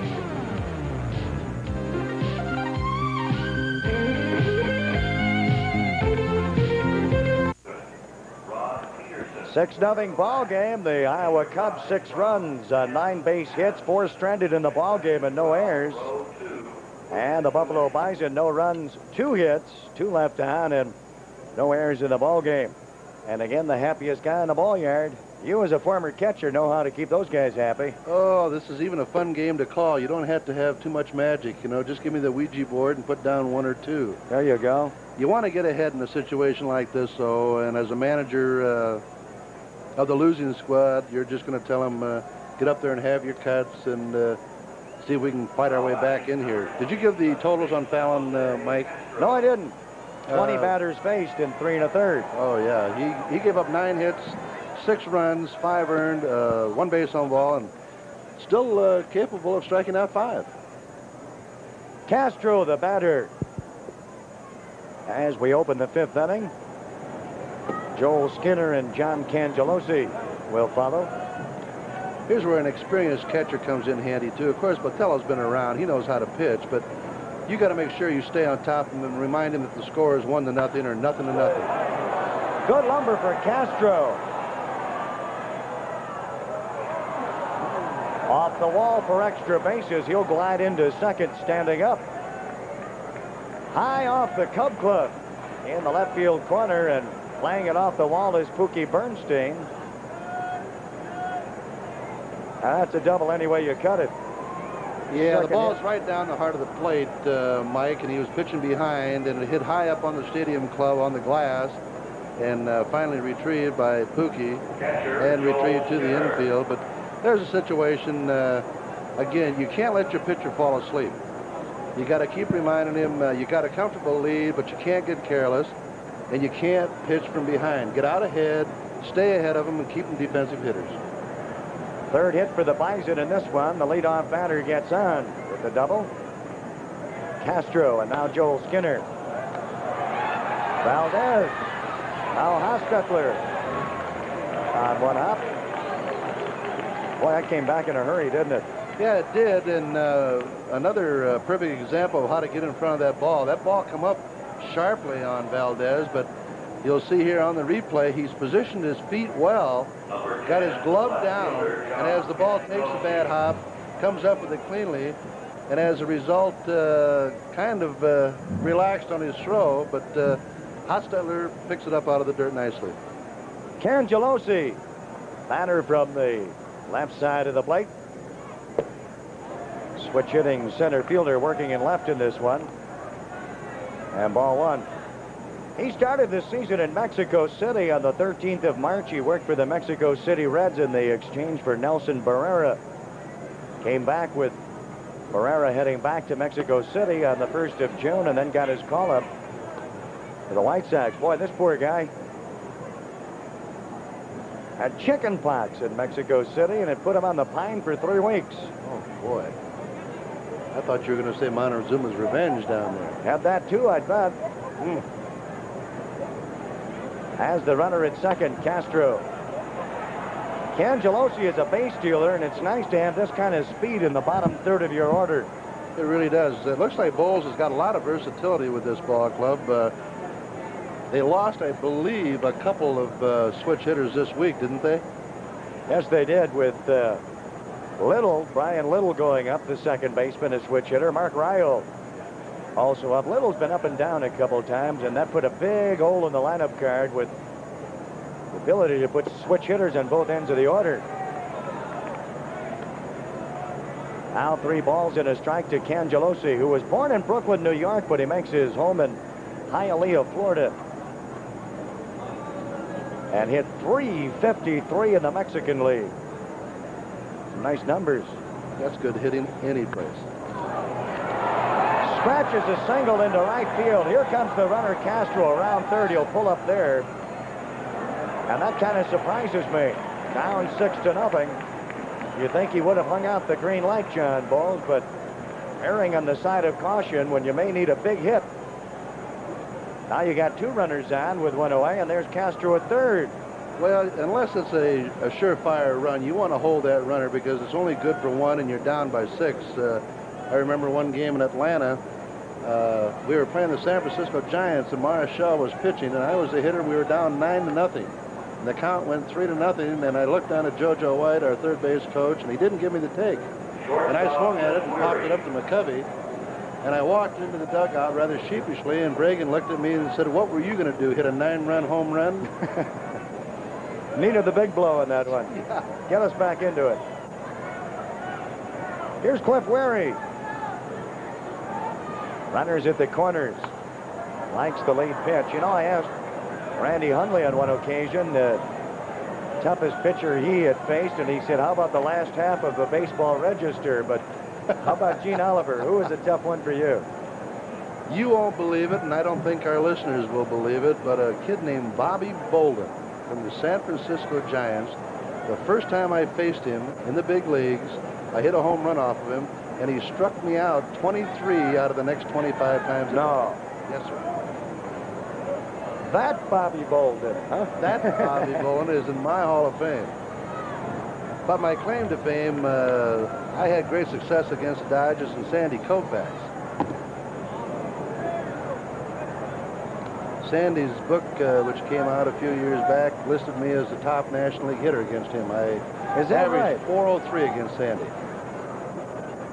One more thing you can tell the grandkids, right? Amen. That, the fact that Bob Uecker took your place in that Atlanta lineup to catch a fellow by the name of Negro, throws knuckleball. Oh, yes. Paul Richards' dilemma was to find somebody, because Torrey didn't want to catch him and I didn't want to catch him. Mr. Phil Negro, needless to say. But there was just no easy way to bring Phil into the ballgame. We were using him as a reliever. And Paul Richards, genius, knew he should be a starter. And we needed somebody that could handle him. But I certainly couldn't, and neither could Joe. And it was proven that Uecker couldn't either, because, as I mentioned earlier, he set a National League record for pass balls that year. I think it was 84. And it could have been you. I'm glad it wasn't. 2 balls, 2 strikes. Cangelosi. The runner at first, and the single to right brings home the first run of the ball game for the Buffalo Bison. That's Castro. Tagging the plate, and Cliff Wary gets his second hit of the ball game. He goes to the opposite field, and now 3 hits in the inning. And a run across in a 6-1 ball game. You know, we've got a Yankee fan in the truck. His name is Doug Brooker, and he wanted to point out that isn't it that Negro who pitches for the Yankee, bearing down in 300 victories? That's he. Same one, yeah. Yeah, whoa, that's going to hurt. Pinball up the middle, there's one. He won't get the second. Ball gets away, and the runner comes home, Cangelosi. Rocket up the middle. It pinballs off of Botello to the second baseman, Brooks. So if you're scoring with us, it's 1-4-6 on the force out. Cliff Wary at second. And then E on the arm, E4, with the runner coming home. Boy, that ball was hit like a rocket. Bo did a good job staying in front of it, deflected it to Brooks, over to Dunston, and the throw is low into the dirt, getting through Hostetler, allowing, well, I guess he did not advance to second base. But the error accounts for the second run in the inning. The runner advancing is Cangelosi, who wheels in from second base.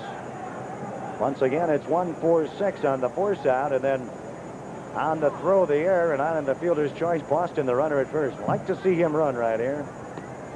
See how fast this guy is. Ball 1, it's outside. Mark Gilbert, the batter. So 2 runs across on 3 hits, and the error in the inning. And now a 6-2 ball game. Yeah, Bo is pitching in luck right there. That ball could have went up the middle, and we could have had the merry-go-round started there. We might get a look at the arm of Tony Castillo behind the plate. Boston has the lead at first.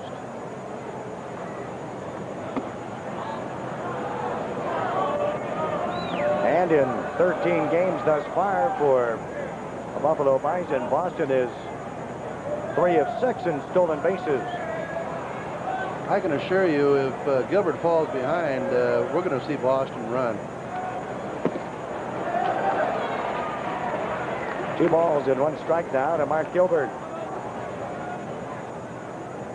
Joe Disa is on deck. Dave Yobbs in the wings. Gilbert's a much better hitter. When we had him in the Quad Cities, left-handed, I felt, and also when he tries to spray the ball around. And now 2 balls, 2 strikes. Attempted bunt there, and it's a good idea by Mark in that situation because you got some power coming up behind you in Disa and Yobbs, and trailing by 4 runs. If he can get that near tie run to the plate, that's what his job is as a second hitter. Now with 2 away and some speed on the base pass, Botello the stretch. Side is retired. The strikeout ends it. He gets himself out of the jam, and for Derek Botello, that'll be his 6th strikeout in the ballgame. 2 runs on 3 base hits. 1 runner left down, and that's 3 stranded. There was 1 error in the inning. We are moving on to the bottom half of the 5th inning in this one, and the score is 6-2. And the Iowa Cubs with the upper hand. Mars Foley, reborn again in the American Association, doing his 2nd tour of duty with the Chicago White Sox, and a bit earlier had a chance to talk with one Marv Foley, catcher first baseman. No stranger to Sec Taylor Stadium, Des Moines, is Marv Foley, a former Iowa Oak. And Marv, welcome back to you. Thanks, Mike. I hadn't been back here in a while, but it's always good to get back to beautiful Des Moines. You got a new lease on life with the Buffalo Bison, of course, in the White Sox system. 2nd time around for you.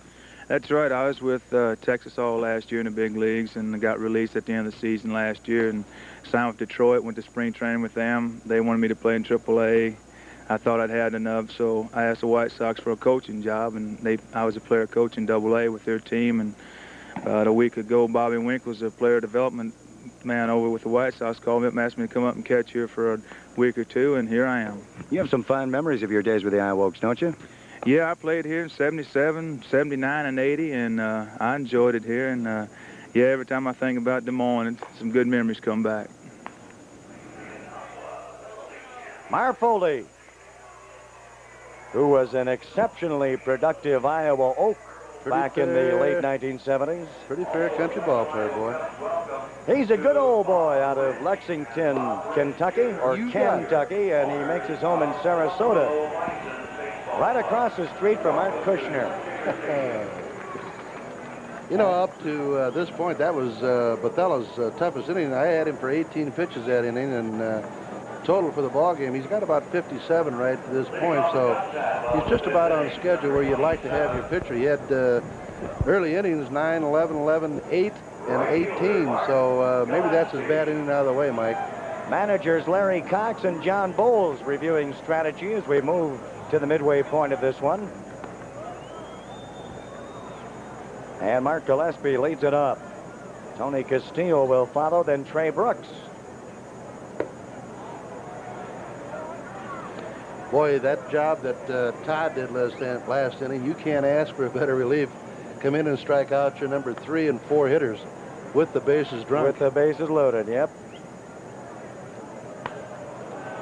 Playable and in the infield. Directing traffic is Todd. He'll call on Christmas, the third baseman. Now Weary. And 1 away. Oh, a rainmaker. Oh, that's what you call a major league pop-up. Of course, Hutchinson used to say, if that sucker comes down, he's out. Big if right there, isn't it? Yeah. You see Todd making the call here, and he first calls on Christmas, but now take a look at Weary coming in. This ball easily could have been misplayed. I'll tell you, a ball like that in Wrigley Field, I wanted all the help I could get and let the sure hands take it. Here's Tony Castillo. Talking about Mexican League Baseball, Tony played for the Mexico City Tigers in 1984 and hit a hard .327. He's a native California. Makes his home at San Jose, but he's played a couple seasons in the Mexican League with one of two teams in Mexico City, the Tigers and the Reds. He was with the Tigers. Cangelosi was with the Reds. Don't sell that league short. Oh, no. There's been some players come out. Well, Valenzuela. They have had some tremendous development out of that league. Of course, they play it year-round. Yeah, and the White Sox have long had a connection. Into the left field corner. Castillo legging it out for second. And that'll be the 10th base hit for the Iowa Cubs in this one. Hot shot past the third baseman, Crispin. That's a stand-up double for Castillo. That was a sliding single for me.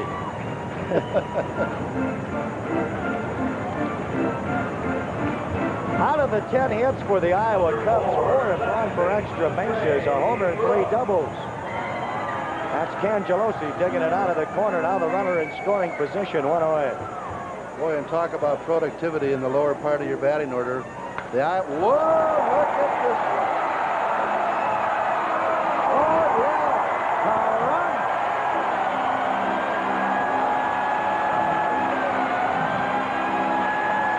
Trey Brooks, 2-run homer, his 6th homer of the year.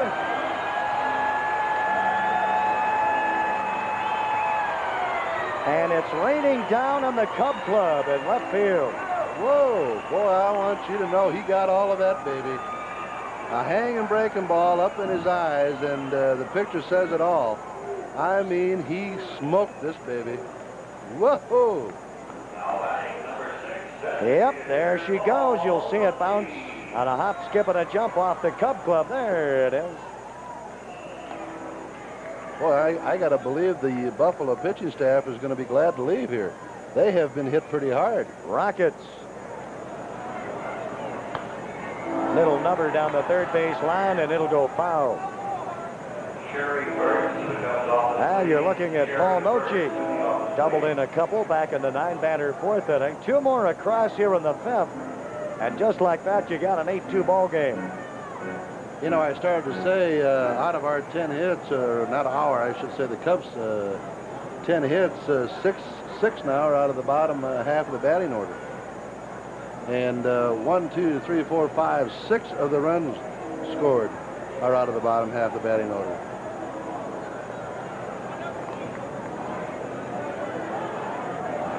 Now 2 balls and a strike 2. Paul Noche. Julio Valdez is the on-deck hitter.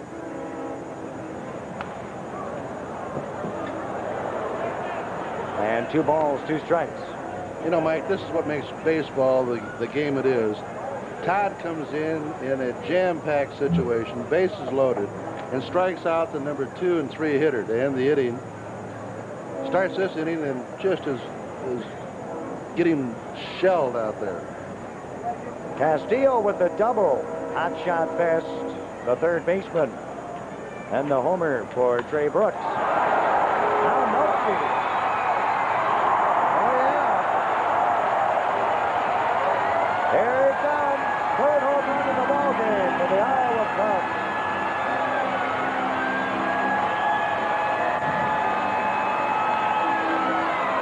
Noche gets the home run.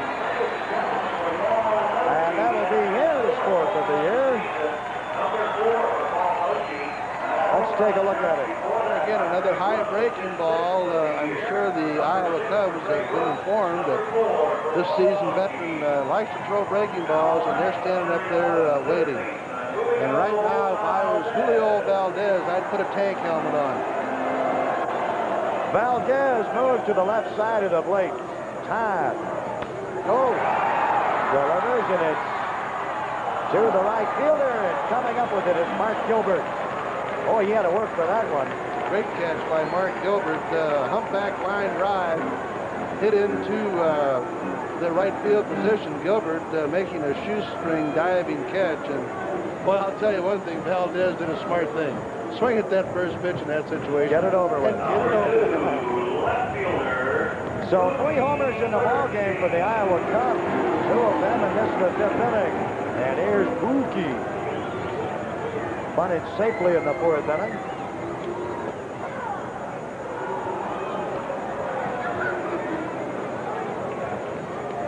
Two away.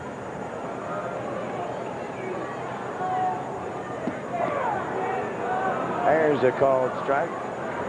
Say this, that Jackson Todd is not backing off. No, he's still coming right at him. He figures it's the Cubs' night. It looks like Scott Stromsky is throwing down in the bullpen for the Bisons, number 36. Scott Strensky, right-hander going. And now Bernstein. No balls and 2 strikes. Christmas on 1 out. That's Disa on the other end. And the side is retired in the bottom half of the 5th inning. Not before 6 batters go to the plate against Jackson Todd. 3 runs across on 3 base hits. Nobody left on. And there were no errors. Let's move to the 6th inning. There are the numbers. Iowa lead Buffalo by 7. The Cubs 9 and the Bison 2.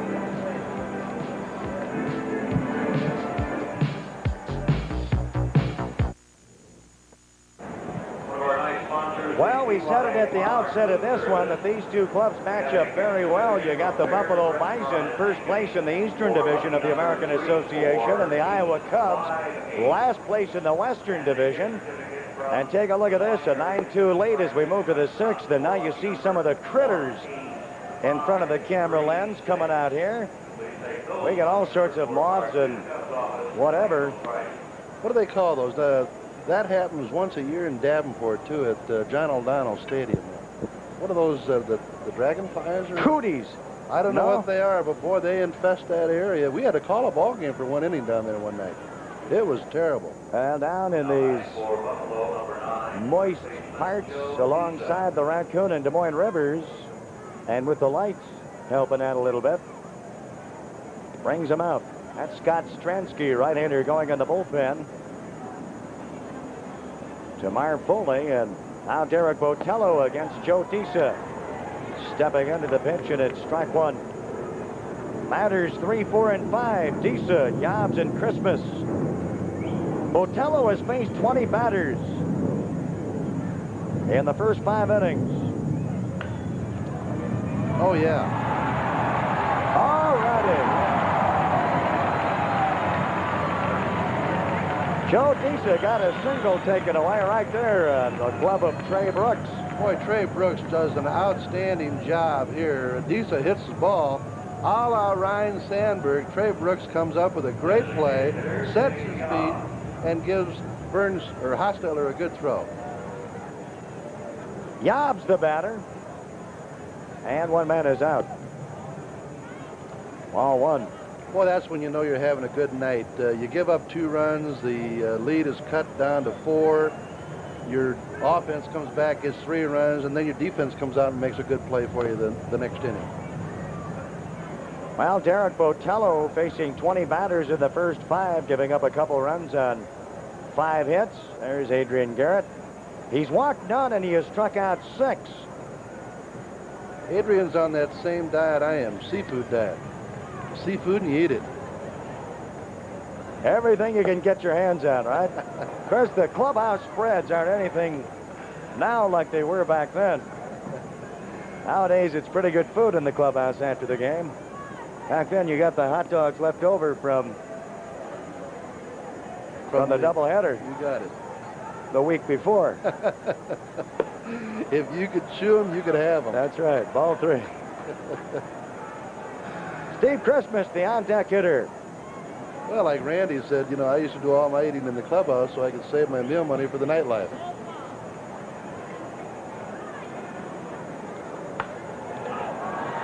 That's in the infield, and that'll be Sean Dunston in front of second base and in front of Trey Brooks. And Brooks says, hey, wait a minute. That was my put out. Sean says, no, man, I want the easy ones. Yep. Dave Yobs is second out. Look how far Dunston moves to come and get the baseball. Again, a major league pop-up to the right side, but the wind blowing a little bit away from Trey. Sean's over there, got a pretty good position on it and takes it. Now Trey will take this one, maybe. Dunston again to the outfield grass in a 3-up, 3-down inning. That's the third 3-up, 3-down inning for Garrett Botello in 6 innings worked. No runs and no base hits. Nobody left on in this one, no errors, and we're on to the bottom half of the 6th inning of this one. Cubs with that 7-run lead. Don't go away because, boy, these Buffalo Bison, a lot of hits in the lineup, and they very easily could get back into this ballgame. But the bottom half of the inning, we're going to see Chico Walker, Sean Dunston, and Dave Ostetler, batters 2, 3, and 4. And this, once again, is our final Iowa Public Television broadcast in 1985 of Iowa Cubs baseball. Let's take a look at the realignment of the Cubs minor league system. You see a AAA,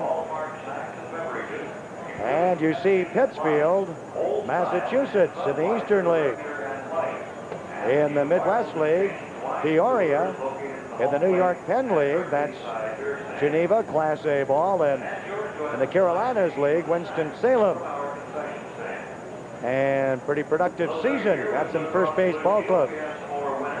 Following tonight's game, there's plenty of television worth watching right here on Iowa Public Television. Laurel and Hardy will be coming up immediately following the game, and if you're a film buff like I am, you won't want to miss it. Tonight's title, The Blockheads with Laurel and Hardy. And you can enjoy one of the fine programs in the series from the American Film Institute called The New Life. We'll end the evening with the Tannehill Weavers on Rambling 3. So you do stay tuned to Iowa Public Television all evening long. Believe me, you won't be disappointed. All that coming up on Iowa Public Television. No pitcher coming on for the Buffalo Bison, and to work the 6th inning, this is Scott Stransky. Let's take a look at that motion. Scott Stransky is a big power pitching right-hander. He possesses a 1-2 record, a .461 earned run average.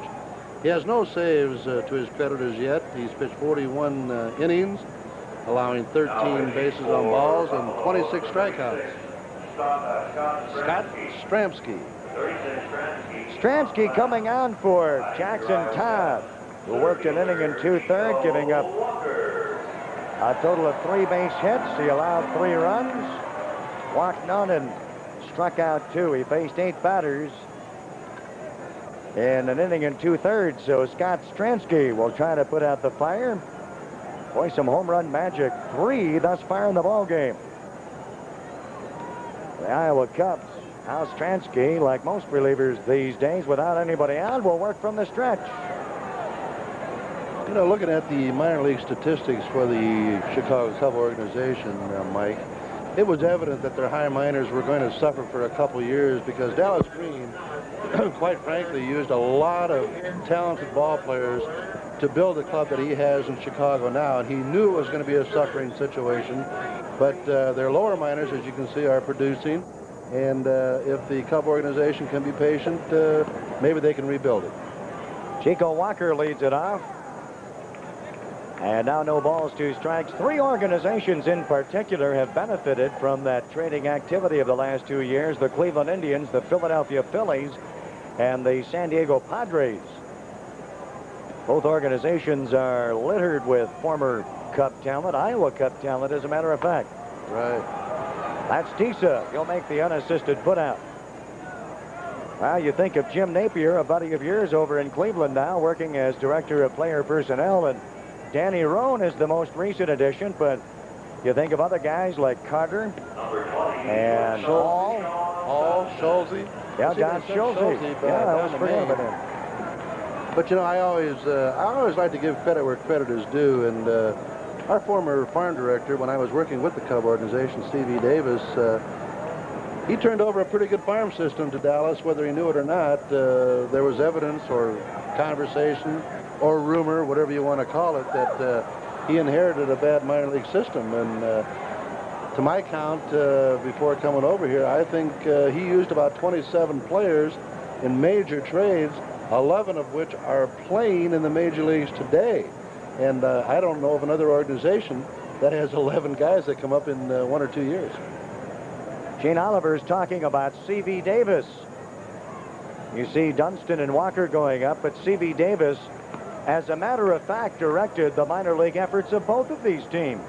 He worked in the White Sox system in the middle 70s and then on to the Cubs.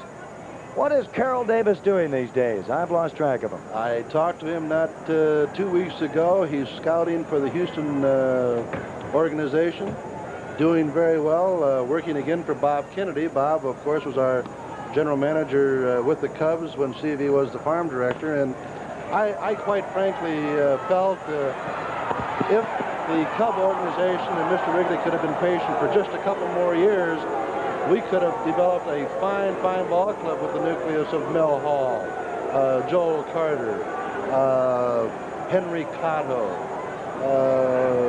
Lefferts, Hernandez, Mike Diaz.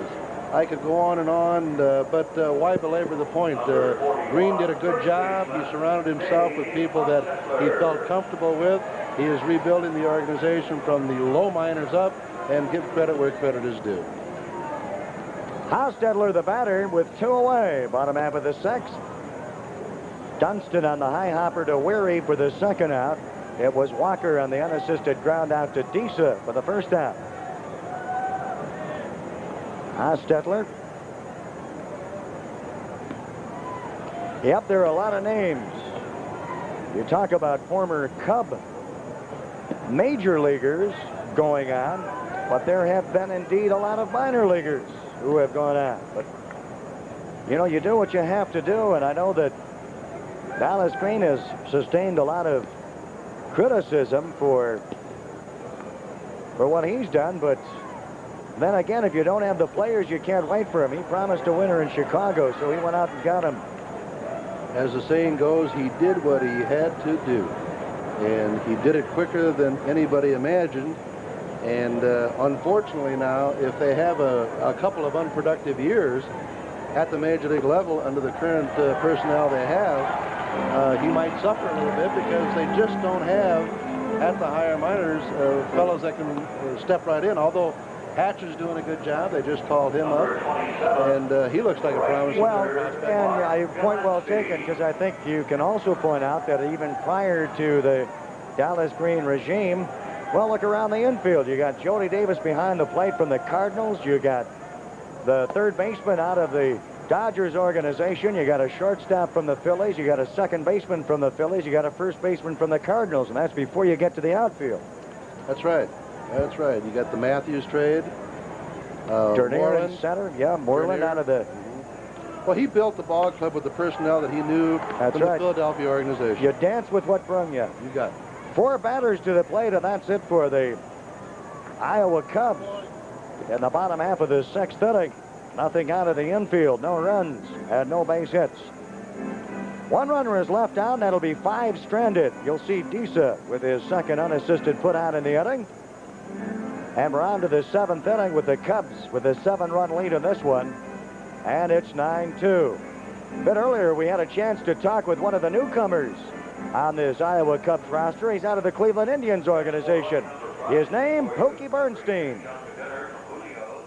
Up from the AA level is Pookie Bernstein, now with 38 AAA games under his belt. And Pookie, you don't seem at all intimidated by AAA pitching. No, I'm not intimidated by it. I just go out there and try to play it the same way as if I was in AA again. Do you like it here in Des Moines? Yeah, I like it in Des Moines. These fans seem to have taken to you. You've turned into a real popular ball player here. That's fine with me. Does that give you a little more incentive? Yeah, it does. I like it because some of the times, a lot of the other guys, they kind of give it a little boo, you know, and I don't want that to happen to me. And you're swinging a pretty good bat, and the team's coming around. It's showing some strength in the late season. Yeah, they are. I told you it probably was going to take another 2 or 3 games to get us started. We're showing that we can play now. We're beating all the best teams now. And Pookie, do you hope to get up to the Cubs to close down the season? Well, that's my goal. I hope it works out that way. It would be nice. Everybody likes speed on the base paths, and there's one guy who can go and get that extra base for you. And a personality. He's really he a is. comic in that clubhouse. You know, it was really kind of nice to walk back in a clubhouse again. The game hasn't changed. The wit, the humor is exactly the same. Only the faces change. Attendance tonight is 6,295. And Bruce Bielenberg and his gang downstairs continue to draw well here at Sec Taylor Stadium. I want to thank Bruce and Sam Burnaby and their staff for being so terribly cooperative with us at Iowa Public Television. Make it a pleasure to come out and cover the ball club. You know, you've got some friends in the Quad Cities. I know that franchise is really shaped up over there in the Quad Cities, a long-time Cub outlet, but they've really done a lot of nice work on that stadium the last couple of years. They really have, Mike, and I think they were hoping to make a push for AAA ball. But the current owners are very happy with the arrangement they have in the Midwest League. They lead the league just about every year in attendance, and a good friend of mine by the name of Gabby Crow was voted the minor league executive of the year a few years ago, and he's done a good job. I know that maybe Bill Walters is tuned in tonight, commissioner of the Midwest League, and down in Burlington Rangers. Bill and I had a run-in a few years ago. Did you survive it? Oh, yeah, I survived it. I was a little less enhanced with money. Cedarstrom, who's working the plate tonight, ejected me from a ball game over a fight we had, and it was ruled that I instigated it, but he ruled in that way. I didn't feel that way. But. So there you have it. Gene, the troublemaker Oliver, the story comes out. Wait till Randy hears about this. You getting thrown out of a Class A ball game, that takes the cake. Listen, he led the league with getting thrown out of ball games and never uses profanity. Jose Castro with a full count to open up the 7th inning. On the run in the right field corner. And bringing it down is Mark Gillespie. That easily could have gone for extra bases, but Gillespie gets the round of applause. He holds Castro to the single. And Jose now 3 for 3. A good jump by Mark Gillespie on that ball. It was a Texas Leaguer right over Hostetler's head, and they'd play him to spray the ball around, but he quickly got over and held him to a single. You know, I used to accuse Randy of being a closet cusser. I couldn't imagine how he could hold all those frustrations and anxieties. So I used to think he'd go back to the room at night, close the door, and just let it all hang out, you know? Randy's favorite phrase is, I didn't see a bloomin' thing. Or dadgummit or Jiminy Crickets. I slid into him one day in Wrigley Field, and I busted him so bad. He was sitting in the second row, and I thought he was going to come out and attack me, and he says, "You really didn't have to slide that hard, did you?" He's had a couple high slides in his time. I'll tell you one thing. You talk about great defensive catchers. Randy Hundley, unfortunately, had 2 serious knee injuries. His career was ended far earlier than it should have. And at one time, I thought he was the best defensive catcher in the American and National Leagues. Well, the single to Castro, and now the single to Skinner puts runners at first and second. With nobody out here in the top half of the 7th. You know, Randy, in a quiet moment, said if there were such a thing as arthroscopic surgery in the mid-60s, he might still be playing. Those were the days when you went under the knife. It opened up the whole side of the knee to correct problems that takes an hour and a half to do and maybe 2 weeks on the pine. Well, that's what ended my career. I came to the Cubs in '68 and was having a good start. Pinch hitting, I was 4 for 11. We were playing Pittsburgh, and I slid into second base and tore my knee up, and quite frankly, that was the end of a very mediocre career. But you're right, the modern technology and medicine they have in baseball today, it certainly can prolong your career. Well, with Scott Holman working in the bullpen, Larry Cox comes out to talk it over with his starter. And now a determined John Cangelosi. With runners at first and second and nobody out. You know, I'm kind of surprised Botello bounced back after that long 5th inning and had a good 6th inning with only 8 pitches. Now he's struggling here a little bit again in the top of the 7th. Oh. And that'll bring runners to 2nd and 3rd on the wild pitch. Boy, I'll tell you one thing, that pitch just undressed Cangelosi. If I'm not mistaken, that ball went behind him. And Castillo couldn't get a glove on the ball. It was that far out of range. Now you got Castro at 3rd. And there at 2nd base, Joel Skinner.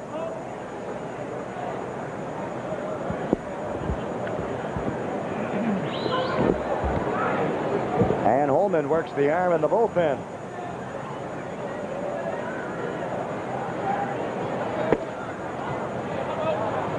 Now 2 balls and a strike. He's still popping that glove pretty well. As I say, he's only accumulated about 75 to 77 pitches, so he should have pretty good stamina left.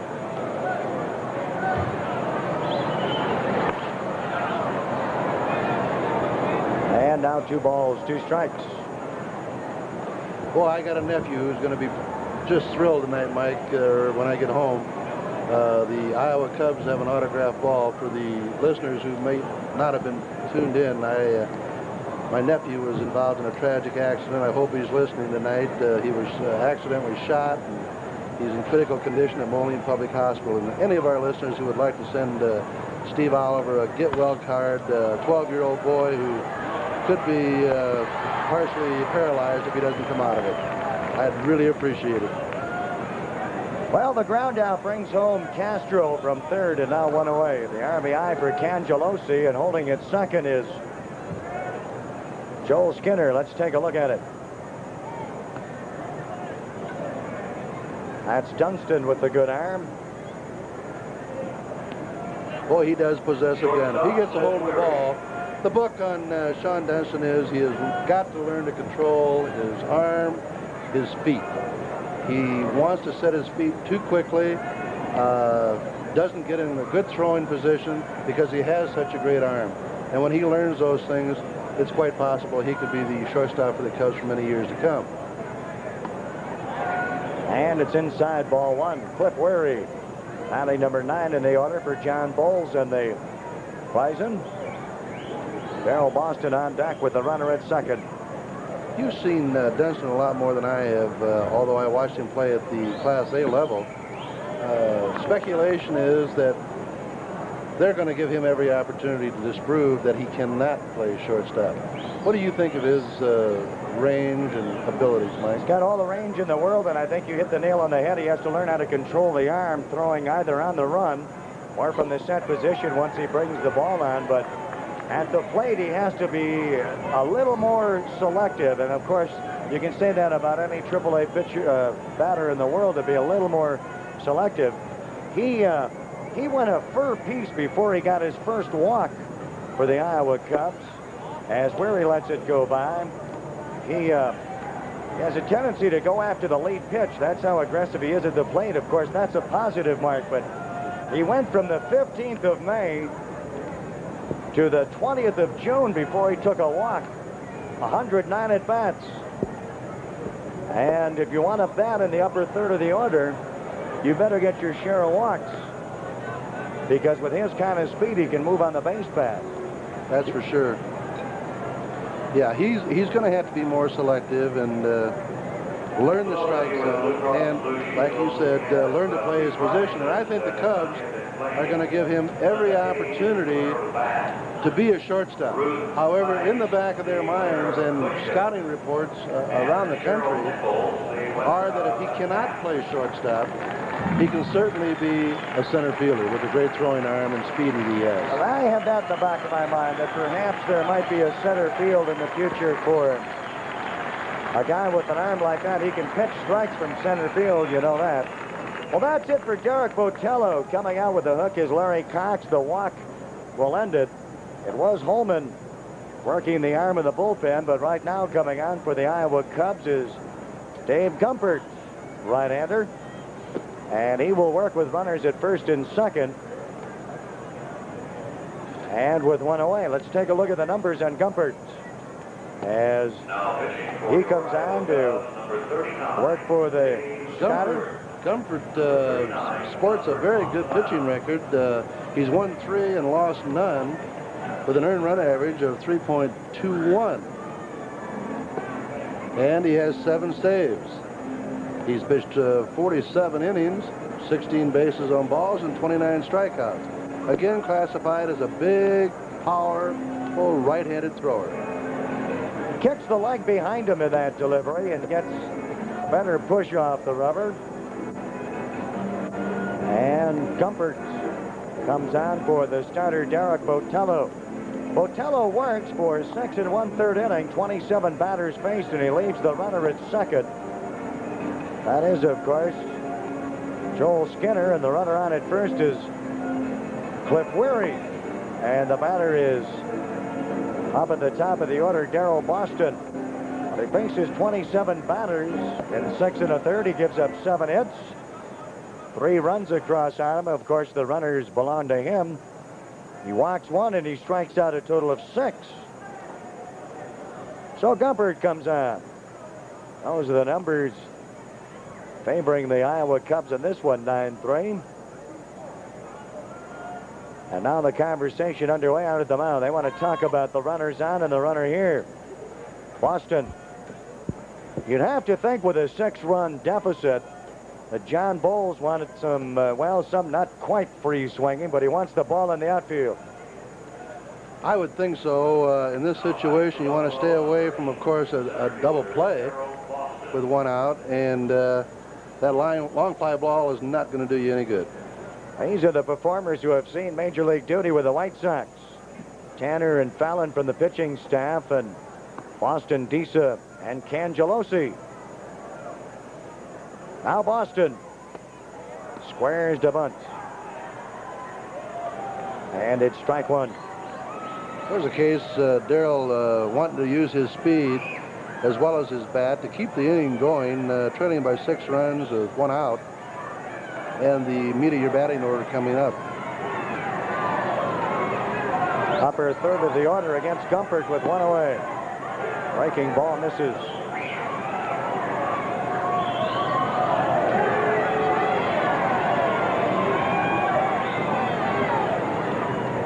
Boston, the batter. 22-year-old performer out of the same high school in Cincinnati as Leon Durham and Skeeter Barnes. Durham, of course, with the Cubs, and Barnes with the Expos. Woodward High School in Cincinnati.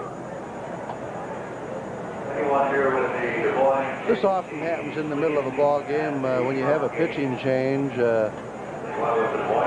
If Comfort and Castillo haven't worked too much together, they might have a different set of signs. Billy Hayes does the bulk of the catching over here, and to avoid a possible mix-up and an advance to second and third of the base runners now, Castillo wisely goes out and makes sure that Gumpert knows what set of signs they're using.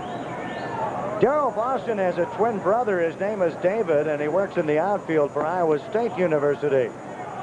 While Darrell went on to professional baseball, David goes on to collegiate ball, and there's John Bowles. We'd like to wish a couple across right here. Behind him, Reggie Patterson.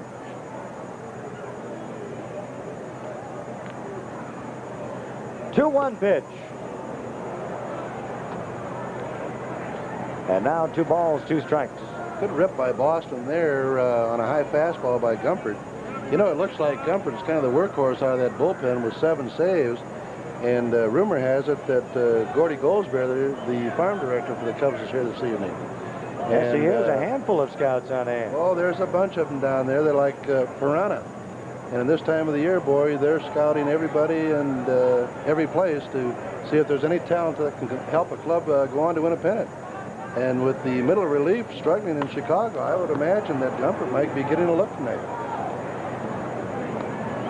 2 balls and 2 strikes it remains, and clinically, maybe you can give us an idea how the Cubs are going to finish at the major league level. I tell you, Jim Fry's been pulling his hair out because he's been managing around injuries and around a pitching staff that doesn't have a guy winning every 4 days, that being Cy Sutcliffe. Huh? Well, I'll tell you, the job that Jim did last year, you know, everybody was healthy, everybody had a good year. Dutchman picks off that infield pop-up by Boston for the second out, but Jimmy Fry did an outstanding job last year, but he also had players that had their greatest years, but this year I think he's even doing a better job. I'm sure he walks in the clubhouse after a ball game and says, boys, watch out crossing the street tonight because they've been injury-ridden. I just hope they can recover before the slide takes them too deep. Now 2 away and runners at first and second. And here's Mark Gilbert from the left side. And as you take a look at your scorecard, Gene Oliver, you see the lower third of the Iowa Cub order being most productive. And ditto for the Buffalo Bison. All 7 hits.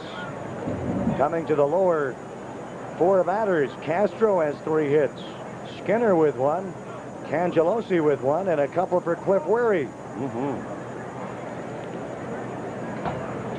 And that's an oddity of the game. You don't look for that production, but there again, it's happening. And I don't know if you can attribute it to the fact that the lower part of your batting order seems to be better breaking ball hitters. Gilbert ends it with the fly ball into left field. 6 batters to the plate, and that's it for the Buffalo Bison. 3 faced by Comfort, and 4. Well, let's see now. And 2 faced by Comfort, and 4 by Derek Botello. The line is clear on Botello. 1 run across, 2 base hits. 2 runners left on. That's 5 stranded. And there were no errors. We move to the stretch to the bottom half of the 7th inning here at Sec Taylor.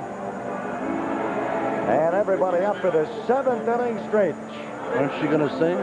Not this time. I don't hang out any windows here. And as we move to the bottom half of the 7th through this stretch, I'd like to welcome to the broadcast booth Bruce Bielenberg from the front office of the Iowa Cubs. And Bruce, congratulations on another fine house tonight.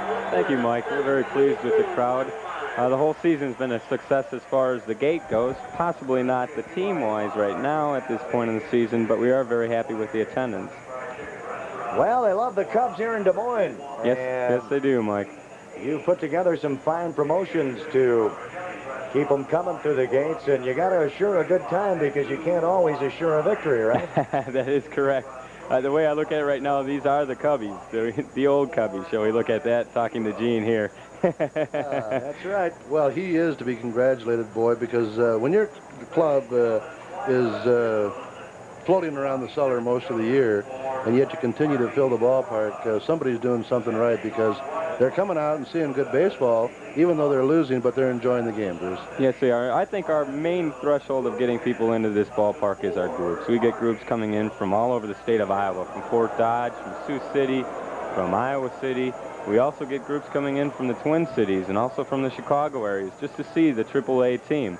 People outside of the city of Des Moines realize what talent comes through this ballpark. When you have a guy like Darryl Boston on a visiting team coming through, they're seeing a superstar of the future play right down here at Sec Taylor Stadium. Well, we're on to the bottom half of the 7th inning. Tony Castillo will lead it off. Then Trey Brooks and then Paul Noce, batters 6, 7, and 8. And if the form charts hold true in this one, the lower third of the order is going to get something going right here, James. Oh, yeah. You know, this Stramsky, boy, he is a big kid. Batter up, it's Castillo.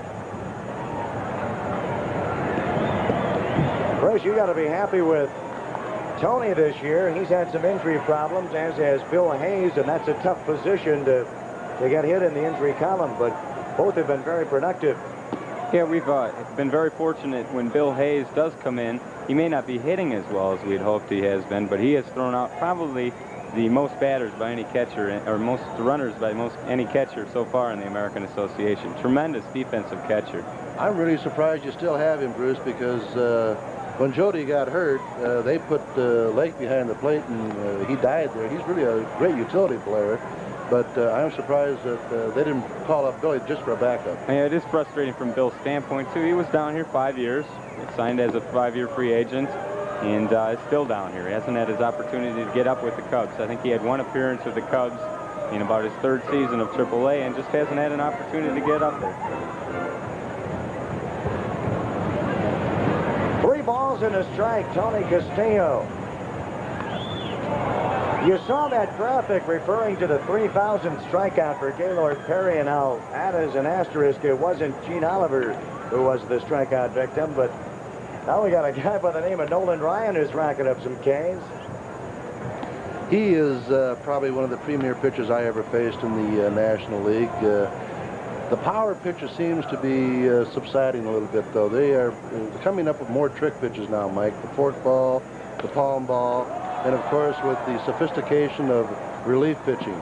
You're told to go out there and bang away for 5, 6, and let the $500 to $1 million relievers come in and close the door. Well, it's turned into a crazy scientific business, the pitching end of it, when you think of a pitcher can be identified one of 4 ways. A starter, middle relief, a setup man, and the killer. You know, the guy who gets the save, the quiz, or the Lee Smith. That's Castillo through the pitch. And the strikeouts will be the first out in the inning. That's Stransky with the strikeout, and here is Trey Brooks. You've had some good houses on hand, of course, the Chicago Cubs. Other than that, what was your biggest night? Well, we've had some very big nights. Hy-Vee night, which this past recent Thursday, we had over 7,000 in town. We've had about 4, 5, 7,000 crowds. Every night has been, people have been turning out. Like I had mentioned before, we're very satisfied with the attendance. You know, I have to compliment Mike coming over on the airplane today. The outstanding story written by Mark, I believe it was Hansen, sure. in the Register. That was a compliment to your work also, because you have made coming to the ballpark entertaining. You look at that stadium club at the AAA level, that's Major League as far as I'm concerned. The facility here, from when I remember it, has been vastly improved. It's a delight to come out here and watch the ball game. All right, thank you for that, Gene. Ray Johnson is in town, the former owner of the Iowa Oaks and Iowa Cubs. He's sitting down behind the Iowa Cubs dugout this afternoon. He again commented, this is the first time in 2 years that he's been down to the ballpark. He said the same thing. He can't believe the shape the ballpark is in. He enjoys it very much. Now 2 balls and a strike to the batter, Trey Brooks.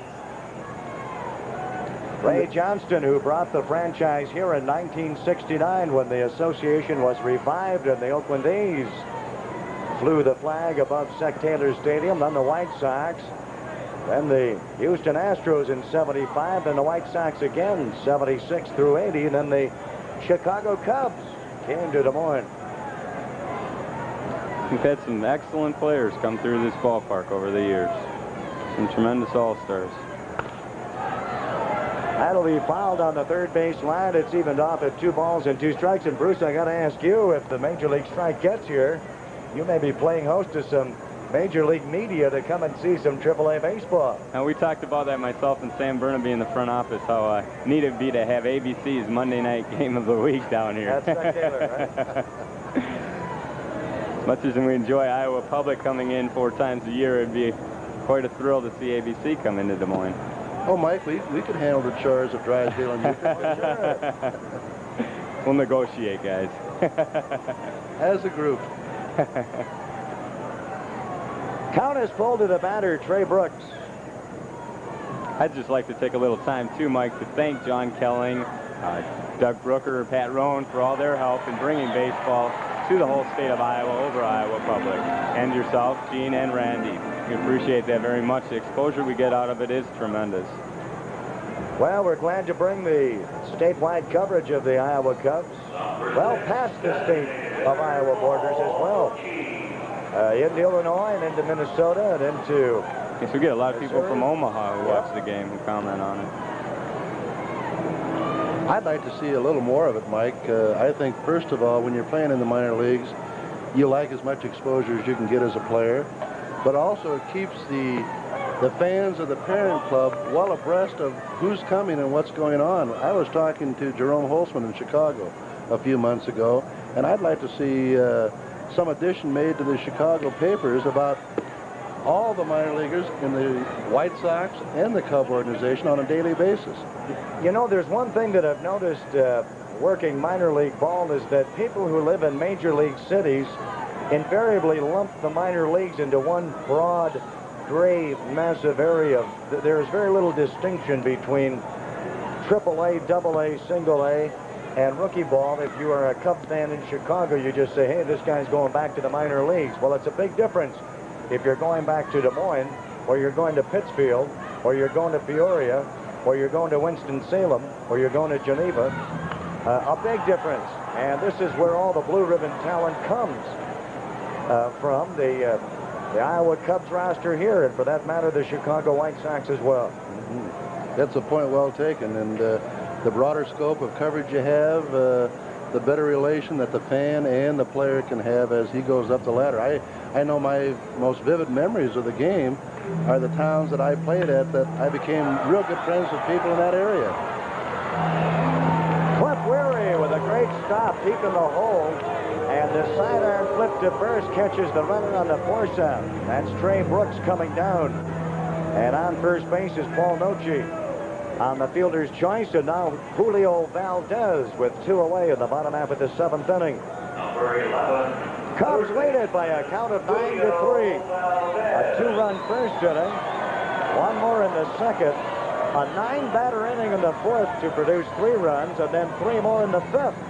3 homers in the ball game, and this guy got the first of 3.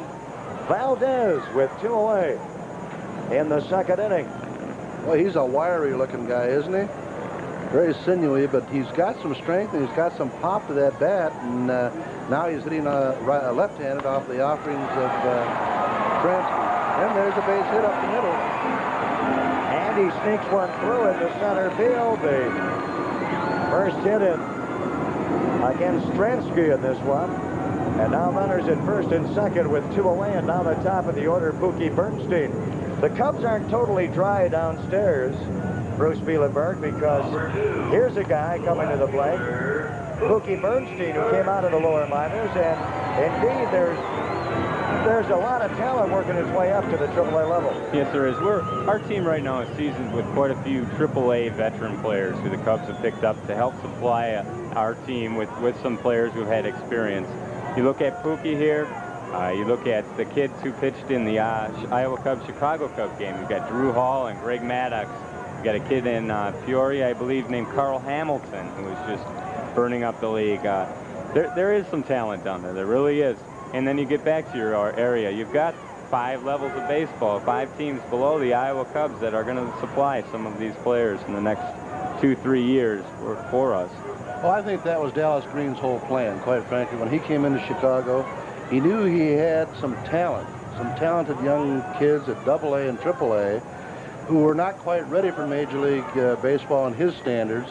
He wanted to build a winner quick, so he used a lot of our high minor league talent to produce the club that you now see in Chicago. So we alluded to it earlier in the telecast that our high minor leagues might suffer for a couple years, but then they're going to develop and replace these fellows who are in Chicago today.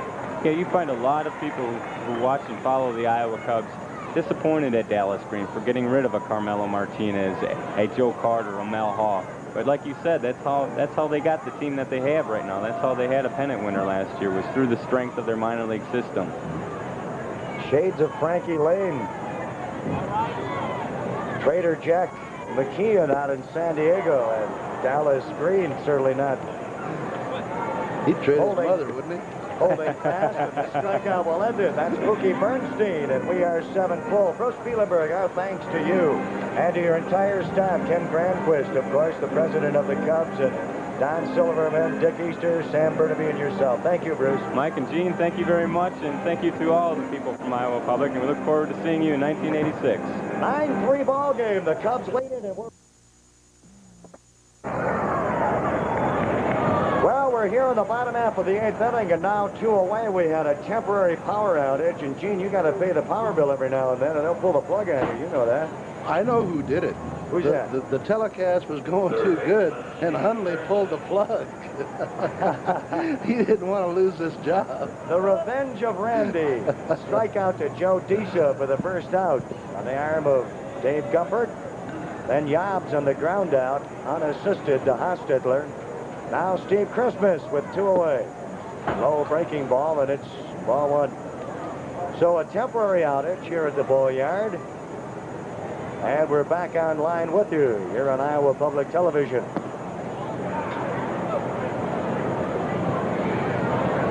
Now 2 balls and no strikes. And we'll tell you again, this is a 9-3 ball game. The Iowa Cubs with the upper hand. Out hitting Buffalo 13-7. And now it's high ball 3. This guy, kind of unusual. You've heard about the Cincinnati Reds tryout camps, that revolving and roving thing that goes across the country? He was signed to a professional contract out of a tryout in one of those sandlot camps. Steve Christmas. Somebody said he has a daughter, and he did call her Mary. Why not? And he gets the 2-out single.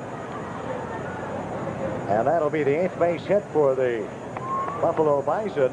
And the first off of Dave Gumpert. Here in the 8th inning, top half thereof. 9-3 ball game. 13 hits on the board for the Iowa Cubs. My goodness.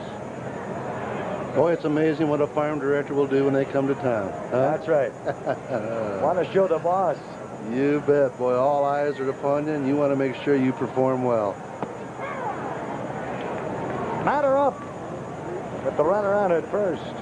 It's Jose Castro, who's had a pretty good evening at it. You know, there was a question whether Trey Brooks was going to be able to start. Dave Owen has really been red hot.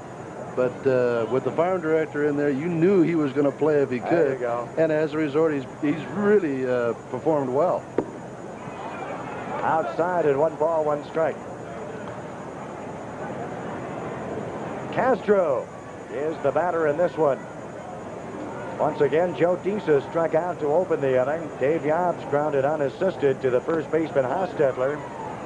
The single to right for Steve Christmas. 8th base hit for the Bison, and we're back on the air with 2 away and the runner at first, Castro. There's a shot of Steve. Boy, Gumpert, to me from here, appears to throw a really heavy ball, and I refer to that as a sinker. It hits in your glove like a shot put, and as a result, he's throwing a lot of ground balls. There's another one. Off the glove of Hostetler into right field, and now runners at first and second. And Jose Castro has a 4-for-4 night going for him. It'll be ruled a base hit. He's the runner at first, Castro, and out at second now, Christmas. Let's take a look at it. There's a ball hit just off the fingertips of Hostetler. Ball hit fairly well, sneaks through the infield, but again, a ground ball quite possibly could have been fielded. Joel Skinner will be the batter, and if you're looking for the big swing in the ball game, it could come from this guy. Skinner can get him out of here. With 2 outs and runners at first and second, say for you Laurel and Hardy fans, coming up immediately following this game, you can catch the dynamic duo right here on Iowa Public Television. Hundley called and said, "You and I look like Randy Hundley." Well, 2 of the 3 Stooges are here, and we're missing Randy, of course, but indeed it'll be Stan and Laurel. Ollie, yes. I beg your pardon, Ollie. Joel Skinner spreads the legs out. He's got an upper body swing. Has runners at first and second with 2 away. Whoosh, there's a hole in the swing for you. There's a case. He's got one thing on his mind, to drive the ball out of the ballpark, and again, that's inexperience. Home runs come naturally. You just don't go up there and get them. You got to wait for your pitch, swing even, and drive the ball when you have the opportunity. He's been stuck on 10 homers, Joel Skinner, as Gumpert thinks it over for the last 45 days, and he has 70 strikeouts, Skinner, in 268 at-bats, so he goes around on it. He's got what they call the big swing. He really does. A loop. He likes the full extension of the arms, so try to pitch him inside. This is playable. That's Castillo to the railing. Does he have it? It is against the railing. And the side is retired. He popped it up to end the inning. 5 batters to the plate against Gumpert. Let's take a look at it from our center field camera. Castillo does a good job here, clearing the mask, finding the ball, runs to the position nearest to the screen where he knows that he can control the ball should it stay in, and makes a clean basket catch, pulling the ball into his chest protector should it bounce off the facing of the glove. No runs and 2 base hits, 2 left on and no errors. And we're on to the bottom half of the 8th inning, and you see the 6-run lead. Cubs have stranded a total of 6 in the ball game. Now 7 left on for the Buffalo Bison. And the left-hander coming on. New pitcher coming on. His name is Joel McEwen. Now, it looks like McKeon, M-C-K-E-O-N, but it's pronounced McCune, as if it were M-C-C-U-N-E. No relation to Trader Jack out there in San Diego. So the left-hander comes on, and he is the 4th pitcher to go for John Bowles. And although this is the last Iowa Cubs game on our coverage this season, there's a great sporting event coming up Saturday, August 3rd. It's the 1985 Shrine Bowl, featuring 1985 high school graduates who are outstanding in football. 80 high schools are represented. I'll be on hand to bring you all the action live from the Unidome and Cedar Falls. Be sure to join Iowa Public Television Saturday, August 3rd at 7 and see the best of high school football on the 1985 Shrine Bowl right here at Iowa Public Television. Pat Clark will be on board along with a guy by the name of Mark Pearson. Crazy Mark and Crazy Pat along with Crazy Mike. 1 hit, no run. Looking forward to that one. And a friend of ours who's moving up the ladder is John Nichols, who's working our upstairs camera. There's John. Look at that pretty smile. He's got all his teeth despite the fact he's working above home plate. Last telecast for John Nichols. And thanks to Camera 2 and John Nichols for a job well done here on Iowa Public Television. That's the last nice thing I say about him. High to right field off the bat of the right-handed swinging Iowa Cub. That's Chico Walker, and one away bottom half of the inning. On the receiving end was Mark Gilbert. Number 20, shortstop. We're on in the 8th inning.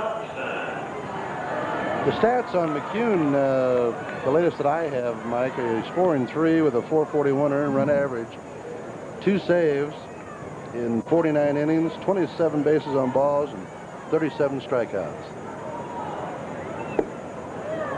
He throws hard, McEwen does. He's kind of split his season around between the bullpen and the starting rotation, and at this point of the season, with all the doubleheaders stacking up for everybody in the league, he'll be getting his share of starts. He has 25 game appearances and 5 starts of those 25. Golf shot to shallow center. Hey, it's going to drop. And that'll be the 14th base hit for the Iowa Cubs in this one. That's Sean Dunston with his 2nd hit tonight. There's another case. He didn't overswing, just dumped the ball over the infield, and that's what you call a tweener or a head knocker. You take it, I got it.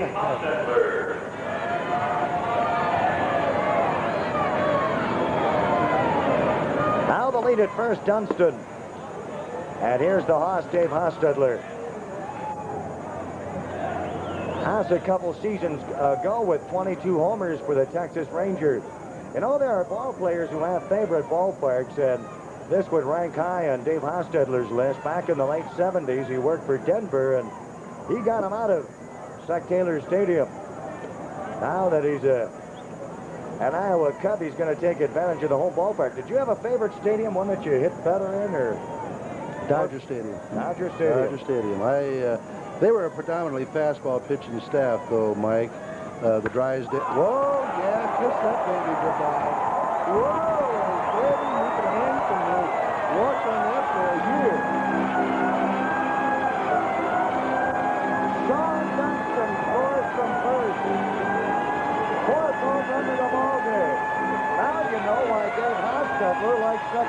Stadium. That will be his 16th homer of the year. And his 10th as an Iowa Cub. Caron. Let's take a look at it. You know, that would have went on at any stadium in the world. I want to tell you, boy, you could hang wash on that thing for a year. There was a curveball right up about belt high, and I mean, that sound you never forget, Mike. And now a total of 15 base hits, and 4 of them are home runs for the Iowa Cubs. On the receiving end, that's Christmas. And Mark Gillespie will be the second out in the inning. Back in the second inning, it was Julio Valdez with his 3rd homer. Then back-to-back homers in the 5th inning. Number 6 for Trey Brooks, a 2-run shot. 4th of the year for Paul Noce. And now number 16 for Dave Hostetler. And Hostetler in the league ranks number 2 behind a guy by the name of Andres Galarraga with the Indianapolis Indians. Galarraga with 21. And now Hostetler with 16. 10 of them for the Iowa Cubs. But when you hit them like that, you just yell, "Bat boy, come and get my bat," and you just watch that. 11-3 on a 15-hit effort. Hey, that's got some wings on it. Can Boston get to it? Not this time. It's off the wall, extra bases. High stepping for second base is Tony Castillo. Now that'll be 16 hits now for the Iowa Cubs. Let's take a look. There again, a high fastball out over the plate, and Castillo wisely did not try to pull the ball. Hits the ball into the gap and goes in with an easy stand-up double. Boy, I'll tell you one thing.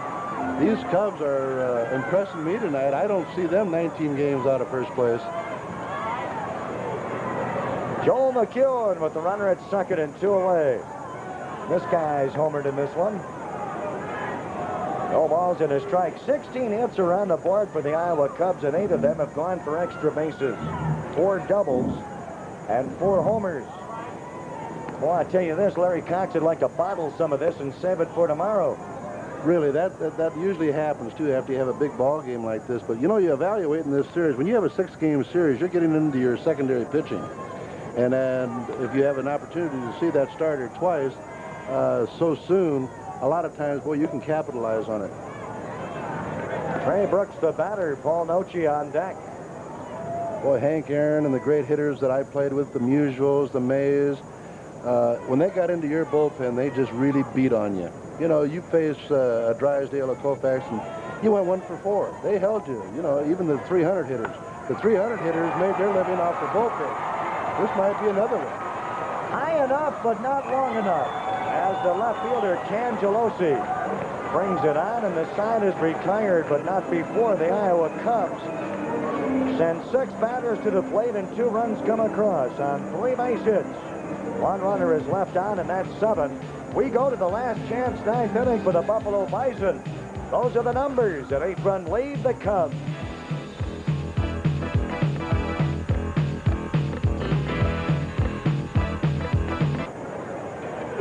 9th inning, and the Iowa Cubs have one mission on their mind.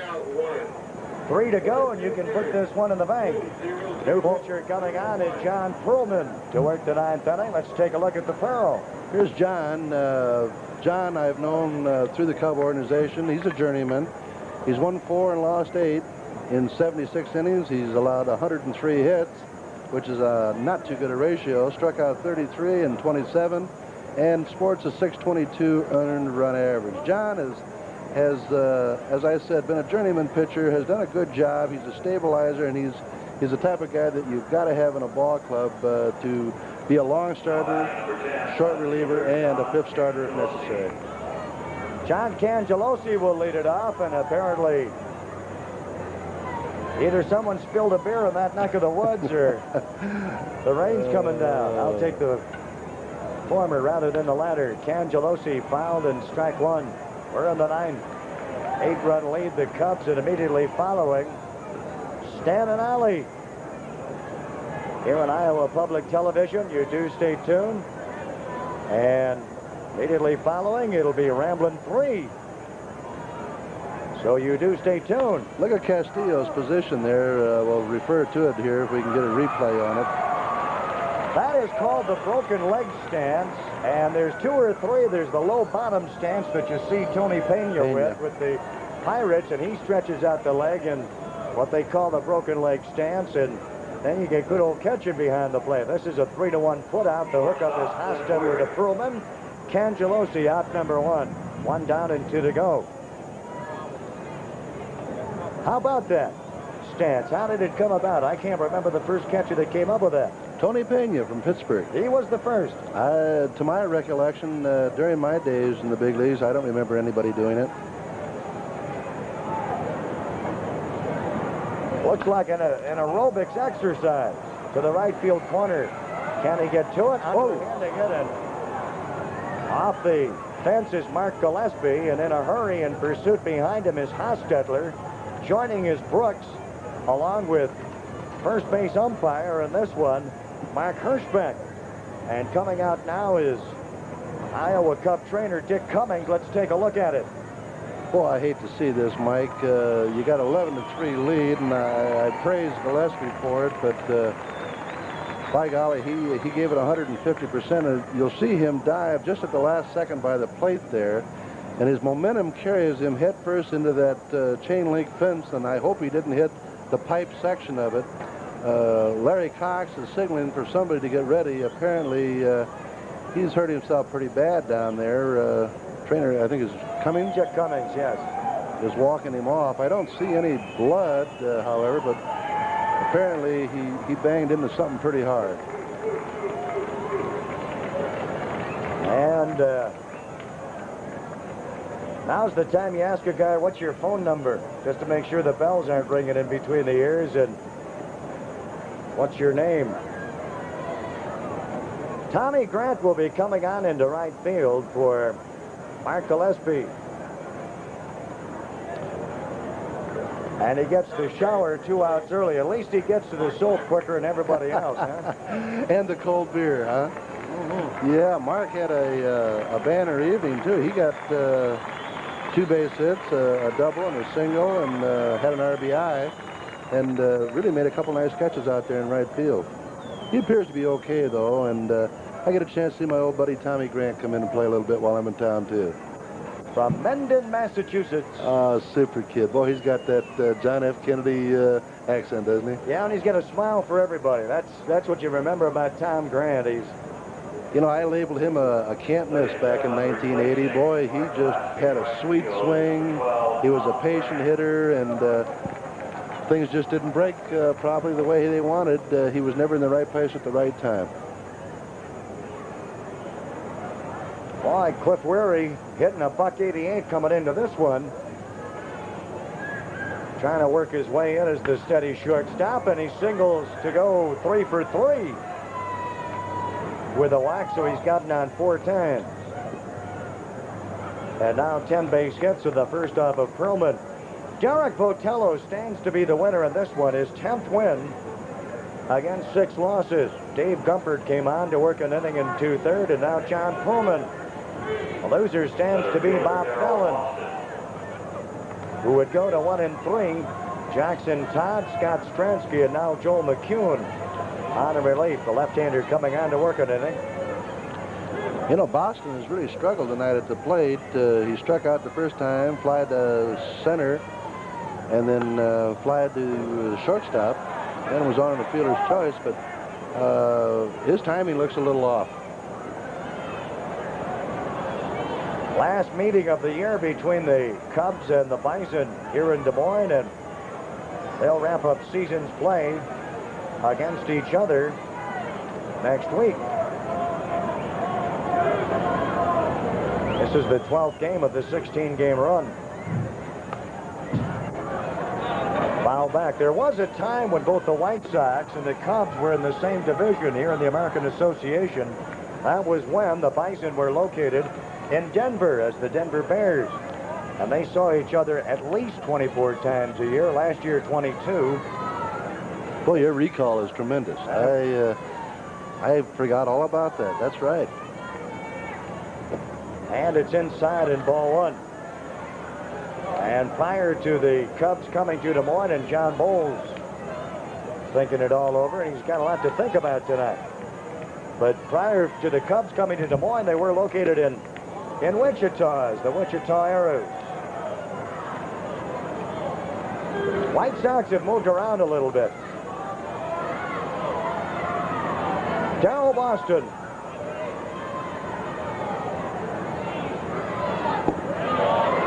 And that'll be out number 2 in the inning. 2 down and 1 to go for John Perlman. I don't know how he's hit this series, but tonight he has really struggled at the plate, Mike, and I don't want to labor on that situation, but either the Iowa Cubs have a good book on him and have pitched him well tonight. Has he hit well in the series? I think he has 3 hits coming into this one and a 5-game run.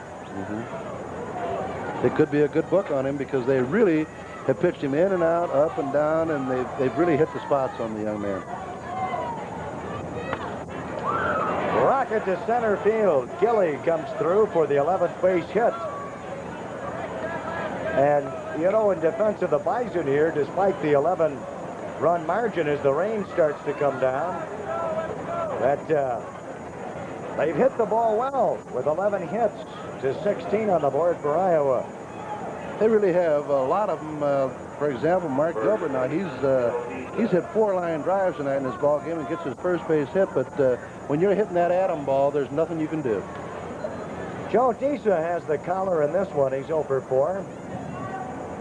Mark Gilbert, the runner at first, and now at second is Cliff Weary. And just a light sprinkle coming down. Ooh. Disa gets his first hit, and here comes the runner Weary to make this an 11-4 ball game. A rocket up the middle. Now 3 hits and a run across.